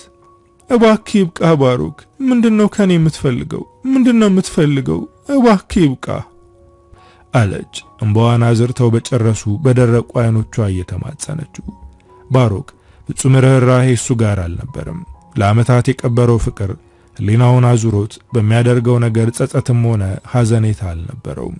ማክቤል ይህንን ለማድረግ በጣም ዘግይቻለሁ አለ የሱሪውን ቀበቶ እየፈታ። ማክቤል በበለጠ ድንጋጤ ውስጥ ገባች። ያለ ቃል እንባዋ ኩልል ብሎ ወረደ። ከባሮክ ክፋት ማንም ሊያስጥላት እንደማይችል ልቧ ያምናል። ለሰርጓ ጥቂት ቀናቶች ሲቀሩ የእሷንም ሆነ የቤተሰቦቿን ዓለም የሰረቀ ሰው ከእሱን ጥፍጣፊ ርህራሄ ያገኝበታለሁ ብላ አላሰበችም። ሸሚዙንና ሱሪውን አውልቆ ወደ ማክቤል ተጠጋ። ማክቤል እየተንፏቀቀች ሸሸችው። ባሮክ መላጣውን እየዳበሰ እባክሽ አትፈታተኝኝ አለ፣ ይበልጥ እየቀረባት። ማክቤል ጮኸች። ባሮክ የለበሰችውን ልብስ አንድ በአንድ እየገፈፈ አፎቿን እፍና አድርጎ ያዛት። ናሆምና ፖሊሶቹ ውስጥ ገብተው ጠባቂ የተባሉ ጎረምሶችን ሁሉ በቁጥጥር ስር አውለዋቸዋል። ማክቤል እጆቹን እንደምንም ማስለቀቃ ጮኸች። ግማሾቹ ፖሊሶችና ናሆም ሲሮጡ ማክቤል ወደ ጮኸችበት አካባቢ ሄዱ። ማክቤል በለቅሶ ከባሮክ ጋር እየታገለች ፖሊሶቹ ተንደርድረው ገቡ። ባሮክ በድንጋጤ ብድግ ብሎ መለመላውን ቆመ። ናሆም በቆመበት ደነዘዘ። በድንጋጤ የምትንዘፈዘፈውን በለቅሶና በሐዘን ፊቷ የከሰለውን ማክቤልን መሬት ላይ ተንጋላ እንባዋን እየረጨች ሲመለከት ናሆም ሰውነቱን ብርክ ብርክ አለው። ግድግዳውን እየያዘ ወደ ማክቤል ተጠጋ። በጉልበቱ ፊቷ ዘፍ ብሎ ወደቀ። ማኪ ማኪ ማኪ አለ አንገቷን ቀና እያደረገ። ማኪ አለሽልኝ አለሽልኝ ማኪ በሕይወት አለሽ? ናሆም ማክቤልን ቀና አድርጎ አቀፋት። እያገላበጠ ሳማት፣ እያገላበጠ ዳሰሳት። ምን አረገሽ? ምን አረገሽ? ይርኩስ ነካሽ አይደል? ይርኩስ ናሆም ማክቤልን ቀና አድርጎ አስቀምጦ ብድግ ብሎ ፖሊሶች መለመላውን የያዙትን ባሮክ ጋር ሄደ። ፖሊሶቹን አልፎ አንድ ጊዜ አፍንጫውን በቦክስ ብሎ ደም በደም አደረገው። ናሆም ለመድገም ሲፍጨረጨር አንዱ ፖሊስ አፈፍ አድርጎ ያዘው። ውሻ፣ የውሻ ልጅ፣ አንተ ሰው አይደለም አውሬ ነህ፣ አውሬ አለ ናሆም። ደም ስሮቹ ተገታትረው ንዴት እያንተከተከው ተመልሶ ወደ ማክቤል ሄደ። መቀፍ አድርጎ በደጋ አድርጎ ይዟት ወጣ። ሰውነቷ እጅግ ቀንሷል። መኪና ውስጥ ይዟት ገባ። ደጅ የጠበቀቻቸው ልክ ስትሮጥ መታቀፈቻቸው። መኪና ውስጥ ገብተው ሄዱ። በባሮክና ግብረአበሮቹ ተፈርዶባቸው ወህኒ ወረዱ። ሳርቃን ደግሞ ተፈታች። ዓለም ብዙ ጊዜ አፍቃሪና ተፈቃሪ የማታገናኝ ገበያ ናት። አንዳንዶች የወደዱትን ያገኙባታል። አንዳንዶች ደግሞ የመረጡትን ነገር መግዛት አይችሉባትም። አንዳንዶች ደግሞ የመግዛት አቅም ኑሯቸው ነገር ግን መግዛት አይፈልጉ ይሆናል። አፍቃሪና ተፈቃሪም እንዲህ ናቸው። ናሆምና ማክቤል ዳግም ለሰርጋቸው ጉድ ጉድ ጀመሩ። ፈጣሪ ወዶት የሚቆረጥ የህይወት መንገድ የለም። ክፉ ሰው በቀኑ የሚወድቅ አይመስለውም። የትኛውም ክፉ ሰው ግን ቆሞ አይጸናም። አበቃው። ከሚስጥር ይልማ።